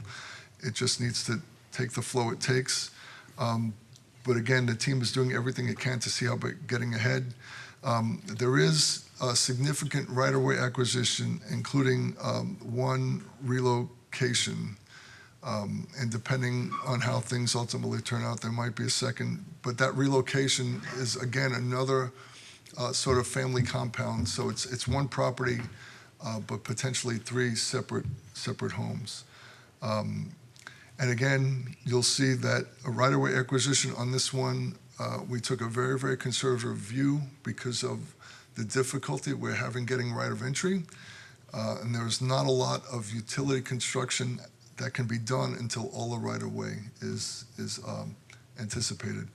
We will probably be back at some point with an update on this particular project and some of the issues with right of entry and right-of-way acquisition. Windy Hill Road, this is currently in PS&E. It was expected to be delivered in April of 2026. It is now moving to January of 2027. There were things early on that sort of gave this a little bit of a hit, is that we had to go out and do additional traffic counts. And there was a little bit of a delay because of other work that was being done out there. They couldn't take the counts while other work was being done on the road. We had to get additional environmental work. You might remember that there were 2 rounds of environmental work required by the Texas Historical Commission. I'd like to add a side note about this, is that late last week, we found out that THC had cleared the project, so there's not going to be a third round of environmental work, which was always a possibility. So that gate has been cleared, that hurdle's been gone over, and there is a significant right-of-way right-of-way coordination, not so much acquisition. We're in the process of getting the exhibits for the right-of-way coordination done, and once we have that mapping and we can start the appraisal process, we're going to see if we can accelerate that. But in most of these cases, and if you have time to go back and reflect, you can see that it is the utility coordination and right-of-way acquisition that is really extending some of these. In some cases, the construction duration has been estimated to be a little bit less, but there's not a lot we think we can do with regard to, like, doing more on the utilities. Colas to Seton, this is the ON system. This is the crossing of I-35 over Colas, and we get to say that now because we did get clearance. We had a really good meeting with staff and with TxDOT and with our teams with TxDOT, and they let us know that we don't have to study the possibility of taking Colas over I-35, and that's really good news. It eliminates some time associated with study. It would be a better connection for the city in terms of wanting to link, the east side of 35 with the west side of 35. But there are some significant challenges with this. From an engineering point of view, it is not terribly complicated, but the coordination with TxDOT is immense. We're touching the interstate, and so there's an extra level of coordination that needs to be done. And between the time the bond was anticipated and now, TxDOT is doing what they call a planning and environmental linkage study, or you sometimes hear the phrase PEL study. And the purpose of that study is like a giant scoping, like it's a giant preliminary engineering study almost. They're trying to figure out what they're going to do from where their current I-35 work is ending all the way down to New Braunfels and beyond. They have been extremely cooperative. They don't know exactly what I-35 is going to look like, but what they've told us is what the width is going to be. And so we can continue with the schematic and the PS&E design to bring 35 over Colas. And while that is all good news, it does push out the schedule of the project because the coordination is just immense. This is the Bear, right? This is BB Road. This is the east. This is from Republic Drive all the way out to Green Pastures Road. This is currently in final design, or PS&E. This was supposed to go to construction, originally anticipated to go to construction in November 2027. And remember, these schedules were all determined before we got into schematic design. And so we had an idea the design engineers had an idea of the issues, but didn't really, couldn't dig into the timing. And that was the purpose of schematic design, to better assess the complication of the challenges and what it would take to overcome them. This current schedule for delivery is May of 2029. This is the project that takes the biggest hit. And there's no getting around the fact that I don't even know that the word significant or the phrase significant utility coordination does it justice. There are 13 different utilities. And the right-of-way acquisition on this corridor is also significant. This is the corridor that has the most parcels that need acquisition, and it is by far the corridor that has the most utility coordination. And if you think about the BB Road West project, if we had kept those two projects together, that project would have been delivered about the same time as this. And by separating them, right, we're able to deliver a usable piece that has great impact to the city when combined with the Colas project much sooner. But this is also a case where right now we don't see any way to start utility construction before right-of-way acquisition gets done. And we are in the process, now that PS&E has started, they'll start developing the exhibits, which is really the parcel acquisition maps, and then we're going to start all the parcel acquisition as quickly as we can, and we'll see if we can save some time off the right-of-way acquisition. Those are all the project schedules as quickly as I can do it. I'm now going to turn to the current cost projections. And this is a summary chart. So there's a couple of things you're looking at here. One is you'll see all the projects listed on the left side. That first block of columns under original budgets, the two columns, the one to the left is the base cost, which was supposed to cover, all the planning, design, and right-of-way, and all that stuff. And then there was the contingency that was built in. We did that so you can see how much of a contingency there was. And when you get to the bottom, you'll see what the totals were for the program as a whole. As you go across from left to right, you'll see what the current encumbrances and projections are. And you'll see that, some of the cost projections have gone up and some have gone down. And then that remaining column, the ones that are bold in black, those are projects that are right now a little bit ahead of budget, and the ones in red are the ones that are behind. We're managing the program as a whole. It's not that we don't care about budgets of individual projects, but we're really focused on the bottom line. BB Road is a significant increase, and there's no getting around that with all the utilities that need to go underground and with the amount of right-of-way acquisition that the costs have just gone up. We know that on the east side of the corridor, drainage is a lot more, as they got into the schematic and started doing more detailed studies, drainage is going to cost more. Utility coordination is not only going to take a lot of time, it's very, very expensive to either relocate what is already underground, but to also bury what is above ground. Center Street, the on-system, again, because of the burying of the utilities, the right-of-way, but it's mostly utilities. And then Button Creek is the one that sees the next biggest increase because of, again, the utility coordination and the right-of-way acquisition. Button Creek was also the one, if you remember, that we're looking at to maybe pick up a little bit more space for some public works activities. But the bottom line is that there's just shy of $8 million left that is unaccounted for. And I will tell you, because it's my job to, that's not a lot. It's really nothing to get too excited about, right? Nothing's gone to bid yet. We don't know what is going to pop up.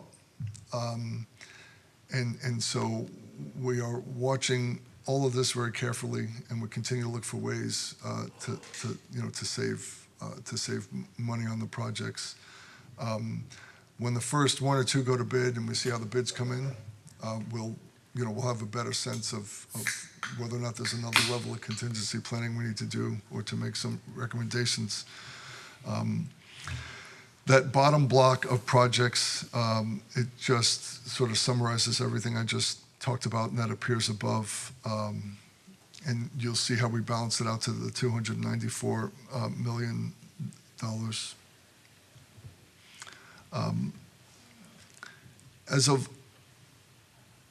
And this is really just a slide that summarizes what I just talked about. The project right now, and again, we're relatively early and we say that because nothing's gone to construction yet, but it will be delivered on budget, but 87% of the contingencies has been allocated, and the things that we still have the least amount of control over that causes us the most concern is that we don't know where property acquisition is going to go, and we don't know really where utility costs will ultimately land.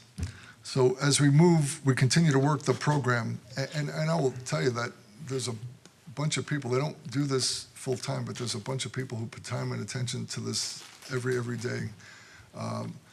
All projects we work on are important, but this is extremely important, and everyone who touches it, it gets their full attention when they're on it.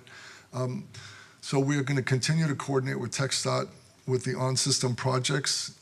That's the Center Street, and that's the Kohlers, that's 35 over Kohlers. We have 3 more projects to move from the schematic phase into final design. That's the Kohlers on-system portion. That is the Center Street on-system portion, and that is Old Stagecoach Road. Old Stagecoach Road is, we're just waiting for the numbers to come in. But that is the path we're going down unless you tonight say, please don't separate Old Stagecoach Road into 3 and just like, but then we'd have to know that all 3 segments live by the longest schedule.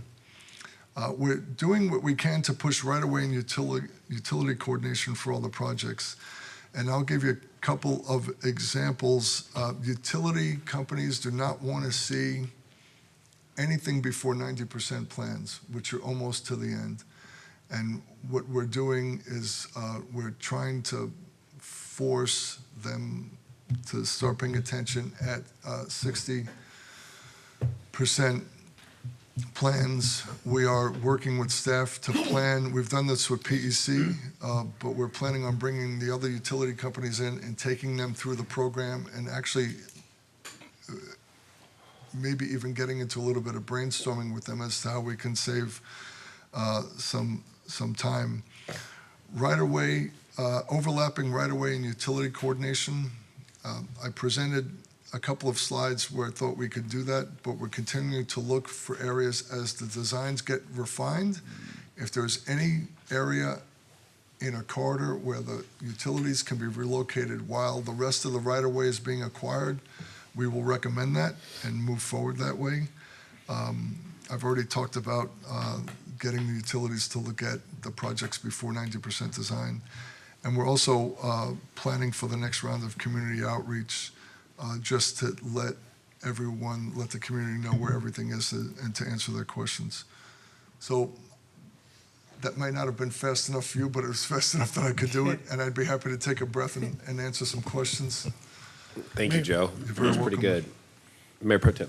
Yeah, just a real quick push. Can we go back to Stagecoach real quick? That's what I'm looking at too. The Stagecoach piece of Stagecoach? The first part from Veterans to Six Creeks. So from Veterans to Six Creeks. Right there. So you said something that really concerned me right here.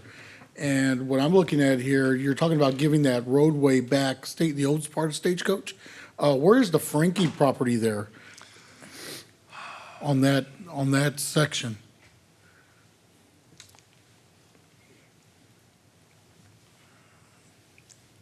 So you see under the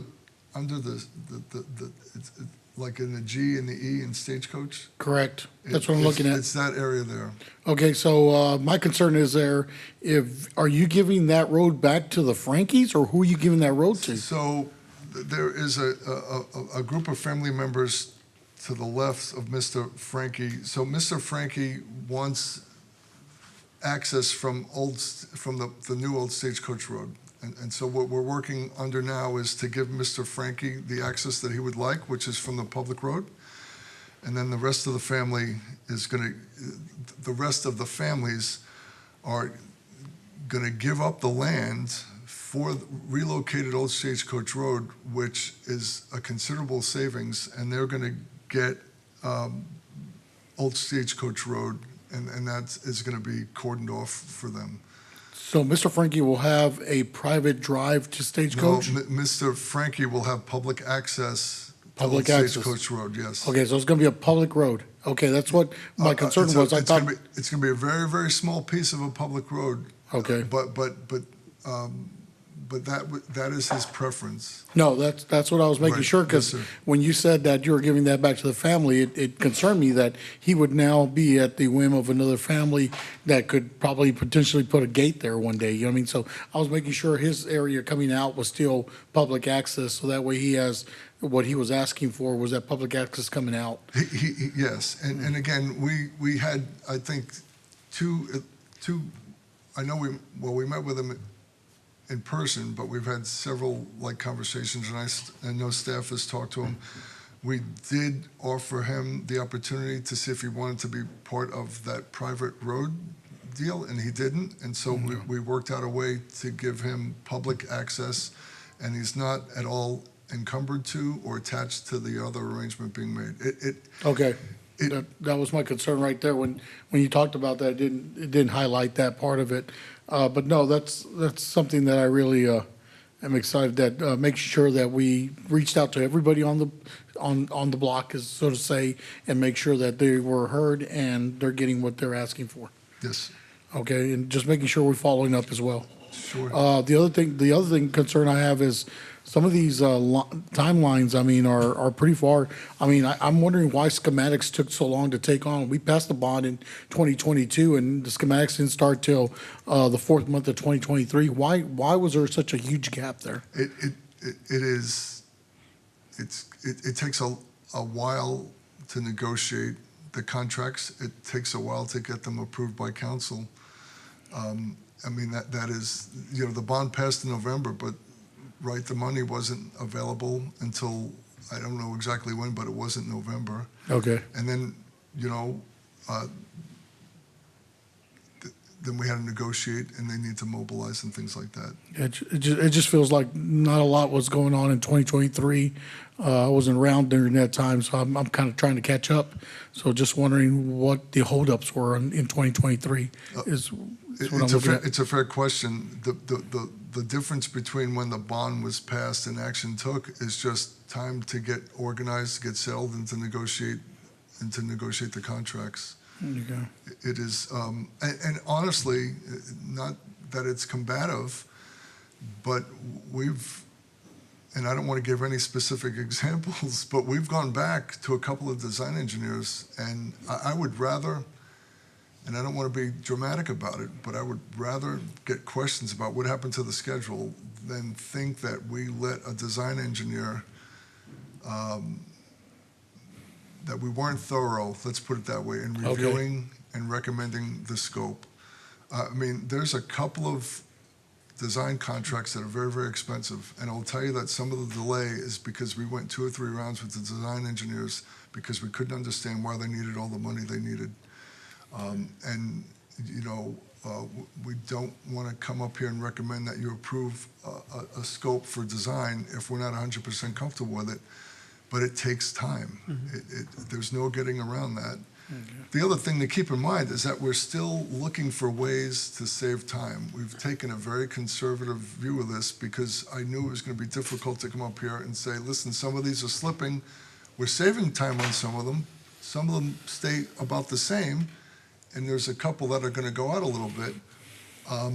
But I would, again, rather do that and save time than maybe be a little bit more ambitious, knowing that we may not have everything figured out, and there's still things we don't have control over. I'll tell you that we still worry about right-of-way acquisition. There are some parcels we know that are going to be problematic, and there's nothing we can do. There's very little we can do to rush that process. Yeah. But again, every day we look at this and we try and see if there's a way to save a few days, a few weeks, a few months. Yeah, because we all know, with the time that goes by, material, labor, everything goes up. So, I'm looking at $8 million is not a lot of contingency, when you're doing overall savings. So it kind of scares me. But let's just keep a fire lit under these guys and keep them moving forward. Definitely want to see these roads completed in a timely manner. We're looking at some of these in 2026, 2027, when we passed the bond in 2022. And I think that's a big gap. I'm hoping that we can close that gap a little bit. It'd be great. Thank you, Joe. And thank you for the work you and your team are doing. You're very welcome. There was also some delays that we gave you, Joe. I mean, on the roundabout stuff, we weren't completely sold right away, and then you had some caraway track business. So some of it has been having us look at it and then not accept it for face the first time. Well, thank you for that. I just keep in mind is that from our point of view, none of this is really, it's none of this is unusual. These projects, they evolve, and we will save time. Right. And we're going to do everything we can to make sure that we don't lose more time. But there are things that come up, and sometimes things that come up are to the positive. There may be some areas where right-of-way acquisition goes a little bit more smoothly. We may be wildly successful in getting the utility companies to pay attention before 90% plans. But none of this is too unexpected. I know, right, it's still hard to hear that some projects are going to be delayed. Yeah. Because if you don't mind me just interacting, because right now, if you go on BB, they're already leveling some of that land over there across where Frankie's at, and I saw one of those big old environmental trucks over there on the Caraway track. So it's like they're rocking and rolling. And looking at the timeline for BB Road, that makes me so nervous of like, we're gonna start this 3 years from now. Okay, and also looking at the timeline and going on like what Mayor Pro Tem is saying, all these constructions, there's a lot of delays. But if you look at it as the city as a whole, everybody, we're gonna have some major construction going on these major roads at the same time for the next 3 to 4 years. So that even worries me even more, because looking at the budget of what we've already spent and then what's like the projected cost now, it seems like you're only giving us a $7 million buffer out of all of that. So combination, and I was looking at Commissioner Shield here, P&Z, with Wendy Hill. She's been working on that when she was on council in 2017, and our first 30% engineering contract for Stagecoach was in 2017. Yeah, and we're still visiting it. And so it's not putting it on you, and it's not putting it on your group, your team, because I know they're working very, very vigorously, which we appreciate. But from our point of view and the residents, like as we heard this survey, it's just these roads are their biggest gripe, and I get it. So when we see these numbers, when the construction timeline is 2025 and Windy Hill's 26, hopefully completed by 27, I mean, that's like maybe 2 miles that I can think of, and it's gonna take almost 3 years from now to just get those 2 miles done.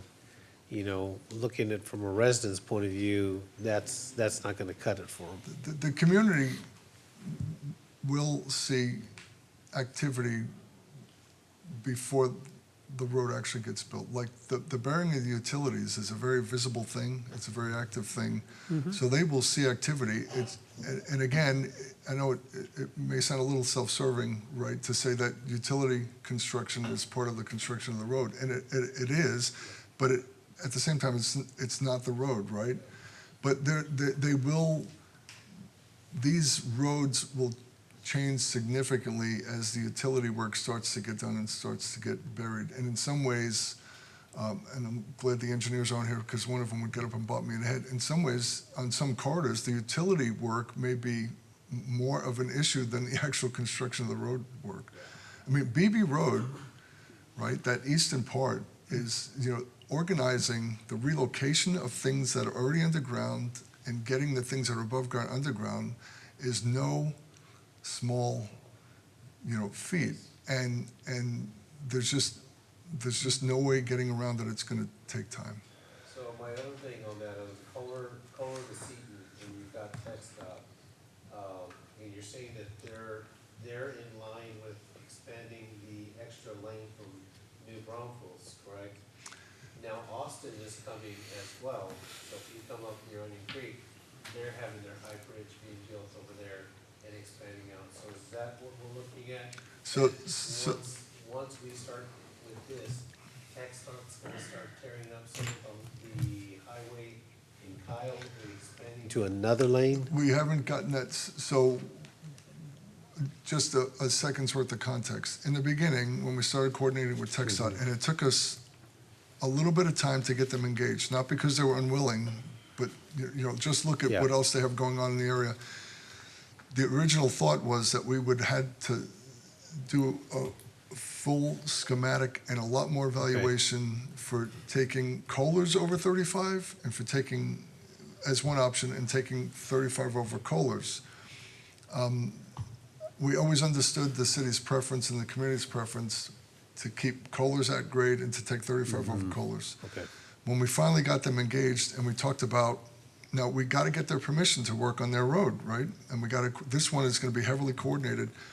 One of the questions we asked was, do we really have to look at taking Kohlers over 35? And they said, actually, you don't. Their preference, when they can do it, is to take the interstate over the local road. And the reason for that, one of the reasons for it, is because they don't have to worry about future clearances, right? If 35 is going over Kohlers, if tractor trailers get higher in the next 100 years, right, they don't have to worry about rebuilding that structure. Yep. Okay. So, we've hit that decision, but then they said, well, we're doing this massive preliminary engineering study, this planning environmental linkages study from south of Austin, where that current project is ending, all the way beyond New Braunfels. The question was, well, do you know what that's going to look like yet? And they said no. And so we said, well, what do we do about that? Because we don't want to delay this project any longer than it has to be. And they said, well, we can tell you the width. So basically, what we're going to start designing is a bridge that goes over Kohlers that is a certain width. They'll tell us what the lanes look like later. So I guess that's something, Mayor, that we're gonna have to really keep an eye out on, because if we're wanting to have this bridge or tunnel underneath, then TxDOT's gonna come back and say, oh, by the way, we're gonna be expanding in your city. So it's like double or triple the construction in that whole area, because we're building what we want, but apparently the state is wanting what they want. So it's a matter of whose priority over what. This is all good news, right? What 35 looks like going over Kohlers is going to be closely coordinated with TxDOT. The city cannot do anything without getting TxDOT's buy-in and their permission and coordinating. The good news is that, Did you say over Kohlers? because of that partnership, You said over right? Kohlers. Over or under? I'm sorry, did I say the wrong thing? You said over. I just want to make sure. We're taking 35 over Kohlers. Over? Yeah. Yeah, 35 is going over Kohlers. Kohlers is staying at grade. Gotcha. Sorry. Sorry. Gotcha. Was it Thank me you. or was it you guys? Kohlers under 35. Yeah. Well, Yeah. I say 35 over because Right. No, Kohlers it's is good. going to, right. No, you're right. But that is extremely coordinated. It's late. And the good news Yeah. is, right, is that there may be an opportunity for the city, right, to advocate to the state for a contribution. And that's where we get Mr. Exactly. Jesse involved, and with the federal grant money, we're gonna try to look for. You guys can talk about it. it. I don't wanna That is jinx the it. mission. Yes, Yeah. so that's all I wanted to, I'll stop right there, but it's Yeah. just. But when it imagine comes what to that does to our overall 294, that $7 million, you get that one deal, it buys you another project. So it's a worthwhile pursuit, and obviously we got some time to pursue it, unfortunately. Good questions, good conversation. Yeah. Thank you. All right, any other discussion? Councilman Parsley? No? All right. Thank you, Joe, Thank for you, all Joe. that That was work. very I know thorough. it's tough. Thank you. Yeah, and it was good for us to push through that. All right. So, where are we at? You need a motion on And that was a presentation. project? No, just presentation. Just presentation. All right, 24, consider directing the city manager to evaluate the possibility of moving the historic oak tree on Stagecoach Road. Councilman Harris. Yeah, I realized that we only had one arborist opinion on the health of the stagecoach tree. That tree is 51 inches, possibly 400 years old. It's very possible that we cannot do anything, that it is deteriorated, but we only have one opinion. And since Stagecoach that part of Stagecoach is fairly far out, we have time to take a second look at this tree. I would like for us to get a second arborist opinion about whether or not that tree can be moved, because that was not addressed in the original arborist opinion. And then if he says, if the arborist says yes, that there's a possibility that it is not deteriorated past preservation level, then to get a bid on moving that tree. We're going to have to take the tree out one way or the other. It can't stay where it is. It will continue to deteriorate where it is too. So I would respectfully like to direct the city manager to evaluate the possibility of moving that historic oak tree on Stagecoach. Thoughts on the discussion? Yeah, just real quick, the original arborist did say that it was a poor chance of the tree surviving, but I'm okay with getting a second opinion. I think it's always great to cover your bases and definitely get a second opinion on anything. We do it in healthcare, so why not? Let's go ahead and do it. I mean, it's important, so let's definitely get the second opinion, and maybe the first arborist missed something. You never know, so definitely would be support that. Brian, can you coordinate with Councilmember Harris so that she has the ability to engage with the arborist to get that rationale? Yeah, my thinking was if after discussion, if it comes back, yes, this tree is a confirmation of the first, we really don't even need to bring it back to council. Everything moves forward. You can just email the report to us. But if there's more to it, that would be the trigger point to bring back a discussion about possible future. Yes, we have some firms that we've identified for this, and we can coordinate with Dr. Harris and bring this back if need be. Okay. Councilor Parsley. I would like to have an idea how much does it cost to just analyze the tree? I think depending on the firm you use, you may be looking at just, a couple of $1,000s for an arborist to come in and look at it. If it goes to, well, yes, we do need to, it has a chance of survival and it can be moved, then there's more fees of looking at where it could be moved, what is the cost for removing it, estimating all of those things. So it could be a few $1,000s, but I think for the first piece of just seeing the health of the tree, getting a second opinion, it's a fairly small dollar amount. And is there any reason why we are not taking in consideration the current analysis that what the study was in the tree? Well, the analysis is 4 years old, for one thing, and did not address whether or not the tree could be moved. It just addressed the health of the tree and said it was not eligible for preservation. But for something this valuable, a 400-year-old tree that's a part of, it's on Old Stagecoach Road. The stagecoaches actually went by it. I think that, having a second opinion is a good thing. It will cost us very little to do that. All right. Councilmember Heiser. I was just going to make a motion. Yep, go ahead. Unless Dr. Harris would like to do it. Go ahead. Mayor, I'd like to make a motion to approve agenda item 24. Second. All right, motion by Councilmember Heiser, seconded by Mayor Pro Tem that we approve agenda item 24. Is there discussion on the motion? All those in favor say aye. Aye. All opposed? All right, motion carries 7-0. All right, next up, agenda item 25. Council to discuss and designate a City of Kyle representative to serve on the Hays County Mental Health Coordinating Committee. Councilmember Heiser. Thank you, Mayor. This item is pretty obvious here. We need a representative to serve on a coordinating committee that's going to work to identify and curate mental health resources across the county. It's a role that I've been serving in unofficially for a couple of months. They've asked you to make it official? They've asked me to. I'd like to make a motion to appoint Councilmember Heiser to be the city's representative to the Hays County Mental Health Coordinating Committee. Motion by the mayor, second by Councilmember Tobias. Is there discussion on the motion? All those in favor say aye. Aye. All opposed? All right, motion carries 7-0. All right, item 26 is very much in the scope of the work that's coming to us with regards to our Parks Master Plan. Do we need to try to discuss that now? Because obviously the lighting's going to be a part of that. Well, just because there will be a temporary period, I guess, before that master plan comes and things actually get on the ground. So could we just look at enhancing for public safety reasons, some of the parking lot lighting? That's what I've been told, asked by residents, that it appears sort of dark at Lake Kyle and some of the older parks. So it's a little unsafe when you're. Can you be more All right, specific? hang on, let me open up the item if we're going to discuss it. All right, agenda item 26, discussion and possible action to direct city manager and staff to review and increase parking lot lighting at older parks throughout the city. Well, if there's any type of lighting that could be added in addition to what we have.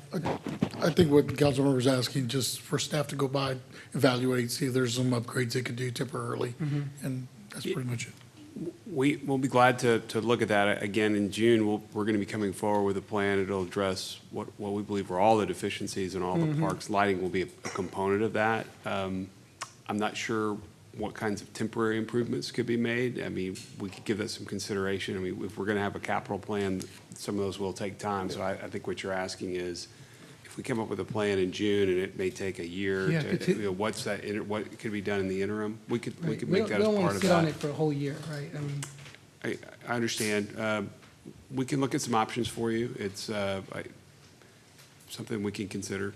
Yeah, I and mean, bring I think forward. if someone. I'm not sure I can solve all of those problems in the interim period. I mean, some of these are electrical. They're Right. difficult to solve on But- lighting. I'll just say, without having engineered. you know, these parks have been around for a decade and more, and we are getting ready to do a robust reevaluation. So my perspective is to engage with this master plan as opposed to trying to get them to do something different right on the precipice of doing a bigger project. I get spending money twice. Yeah. I'm just losing my patience, guys. That's Yeah, all. well, here's the thing, Mr. Zuniga, you gotta understand that. That there is a- retail roads there's a agreement, plan 6 that- years in the There's a making. plan coming in place that we've talked about, and we've all agreed, yes, but we also have to identify what older parks we're talking about. Yeah. Steeplechase or La Verde, okay? So it's, let us be When able we to asked have for a that discussion Sportsplex, that there. RFQ came here the following council meeting. Yes, So I I'm saying understand. at that speed, we should be able to do these types of things. But we're talking about a How hard is master it? plan, Suniga, and it's just going to be 2 months away. I'm pretty sure that we can wait. We're not trying to deny it. It's like, if we want to do something, let's just do it right, Sure, okay? You brought up the subject before, you don't wanna go cheap. I don't. Exactly, so we don't want to go cheap as well on this either, by just putting up lights for now. Miguel, what I would suggest is if you have concrete ideas, is to, instead of saying, can he and staff just drive around and try to read your mind as to what exactly you want, and what the residents are telling you? Yeah, Like, sure. let's do that. Let's do that. And I'll fully support that if you want to come forward with something concrete, Yeah, and I like mean- very specific. Yeah, sure. And I know you're a newbie, so those parts that you identified are really, It's good really to. new to me. it- They're it's kind of good- new to me. It's good to be so- passionate about what you believe in. No, I'm just letting you know I'm- that Greg Clark Park is really, really old, and the upgrades there were needed a lot. Can we move hang on? Hang All all right, right, hang on. bye. All right, last two items. Agenda item 27, discussion to review Charter Review Commission and Councilmember Charter Amendment process and timelines. Councilmember Zuniga. Yeah, I'll just keep it brief. I think that we're supposed to be reviewing the charter as council members every 2 years. I don't believe that we did it last year. And then subsequent to that, there's a committee that's formed every 5 years. So I just think that it'd be wise to review our charter, see what types of amendments we'd like to incorporate into the charter from council's feedback. And maybe we could put together an off session if people want to be in it, not mandatory. If you don't have any suggestions, that's fine. But so we all have the ability to review it, add amendments, and form a draft, and then bring it back to council. That's it. Yeah, what we've done in the past on the 2-year term is just like this, what you did, bring it forward and then let everyone know there's going to be an item coming forward that, you know, for us to make recommendations, and we all take votes, and then we'll call it. I mean, this is the right time to do it. And sometimes staff as well has some suggestions for Scrivener's errors or a variety of things. I don't know if we've got any more. I know you've gone through, every time it seems like Jennifer's got a list of about 8 or 10 things, and, you know, Amy as well, so. I'm in favor of saying that, and then we'll know when it's coming and everyone can read, and if there's items you want to propose, then we've all got the ability to be prepared. There is one consequence I just want to point out so the council is aware. The charter says that the council reviews the charter every 2 years and that a charter review commission reviews it every 5 years. This is the time when those don't line up. So the 5 years would actually be next year, and we can only take charter amendments to the voters every 2 years. So if we did take amendments this year, the Charter Review Commission's amendments couldn't go until '26. Well, I don't have Slight anything consequence. that's pressing enough to not follow the Charter Review Commission process. That one is more important. So if that's true, then I'd rather wait and allow the commission to do it. It's more objective, less political. Commission's next year? Next year. Our last Charter Review Commission was 2020. We could do it earlier, but we have to do it by '25. And if we start the Charter Review Commission right now, they get 6 months, so it wouldn't make the '24 ballot. So we're at 25 no matter what. Unless we want to just propose some things, but if we just propose some things, then we have to wait till '26 is what you're That's saying. right. Next year, we just appoint, I mean, it's just a review. I think the committee's the best way to go. It's definitely a better route. Yeah, I mean, I want it in the hands of the committee, but also for council to have an ability to kind of help them with what we'd like to see in our charter. It's still, the committee does not, Charter Review Commission does not send them. They make recommendations to us. Right. We take or leave, and then we can add our own there as well. Sure. Essentially, it's just, I guess we need to put It's a double eyes on the thing, right? so let's, when do you think that we need to establish that commission? October, maybe? They just need 6 months before about July or August. Probably longer, so you guys have time to review. You think like June for you guys to I review? think we did it in January. if I'm January? mistaken. And then that way they had a full 6 months, and then they brought their recommendations to us, and then we voted on it if whatever verbiage or code. I think if you had changed. if you had the commission formed by January and they were commissioned with the work and whatever charge that you Yeah. gave the commission to look at, that'd give them plenty of time to bring it back and you'd have 2 or 3 months to consider it. And if something needs to go on the bond, then they'll recommend it.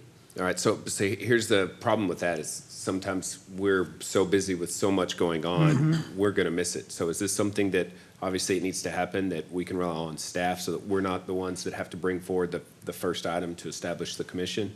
Yeah, we can work on it. Absolutely. We can put that on our schedule of items to bring back to you at the right time. And if you want to have that come back to you in the fall, we could bring that back with a schedule and outline. All right, I'd like to make a motion to direct the city manager to put the schedule for the Charter Review Commission in place and bring an item back at the appropriate time to kick off that process. Second. Motion by the mayor, seconded by Councilmember Zuniga. Is there discussion on the motion? All those in favor say aye. Aye. All opposed?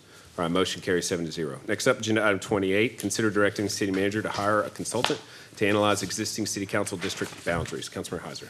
Thank you, Mayor. The city has not looked at district boundaries since 2011, and our population has more than doubled since then. So I thought now would be a good time, or at some point in the near future, to take a look. The only changes in those boundaries have been due to annexation. So I believe we're supposed to do it after the census, so a couple years ago. So with that, I'd like to make a motion to approve agenda item 28. Second. Motion by Councilmember Heiser, seconded by the mayor, that we approve agenda item 28. So it's going to go through the professional process. It's not going to be us drawing on a map. It's going to be a consultant that will go through and make a recommendation to us. I'll bring a correct? professional law firm forward to you and ask you to approve a contract with that firm, and they will walk you through the very detailed process that you need to go through on that to be compliant with all the laws. Councilmember Tobias. When we go to this consulting, is there a consulting company that has been used before, or should we look at getting bids for these types of things to be equitable and to where like you get 2 different bids of this is what one company did in this city, this is what they can do, and then if we need to look at possibly getting that advisory redistricting committee later on, they can work together with them. My recommendation is to look at a few firms for you. It's law Okay. firms. They're all professional services, so it won't be based on cost. It's not a bid. But we'll bring you back the firms that we looked at and the recommendation that we have for you of how to proceed with it. There are firms, this is a very specialized and niche type of work. So it's not just any law firm that can Yes. do it. They're ones that this is what they do, and this is pretty much all what they do. And the firm that we bring would be at least somebody that's a company that is familiar with our type of population, demographics and so forth. Well, just It- a company that's familiar with the Yeah, work exactly. and the restrictions and the Voting Rights Act and all those things. Exactly, that was the other thing that referenced in And someone my that's email. very independent of the community too is very important, that they can come in and provide objective advice to the community that doesn't have any political consequences to them. At just providing the best advice to the city they can. Sounds good.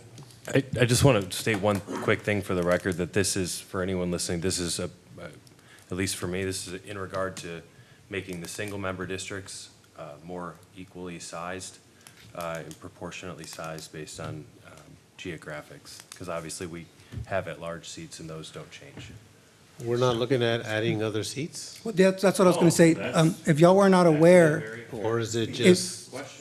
can I, so our charter actually gives us the ability to make an amendment to make an at-large district a district, a specific district. Okay. So I'm not sure if y'all are aware that we don't need to do this study for that. So that's just something, if y'all had thought I about have that. no idea what you just said. It would We can require a remove an charter at-large member So and the, create another district. the charter lays out the council positions. We could amend the charter and if it were the will of the council and the voters and replace an It's not at-large. mine. with I it. think With- that we've got I the think that'd best be a bad setup idea. of anyone. Yeah, I 3-year think that'd be a terms, real bad 3 idea. single members, 3 at-large. The way they're staggered in the election, they put it together very well. That's my opinion. You do not Still want have to more have single the- members. We'd still have to have the study because you'd have to balance the districts. Yeah, I mean, you might get Yeah, better. That wouldn't make any For the difference. balance is great, but not to take away a at-large seat, But I all mean, all because we're at-large pretty even. seats could end up in the same district, and then you really don't All know. right, I'm gonna call the vote. We can talk about this as For we're going democracy. through the process. All those in favor say aye. Aye. All opposed. All right, motion carries 7-0. Motion adjourned. All right, we're adjourned.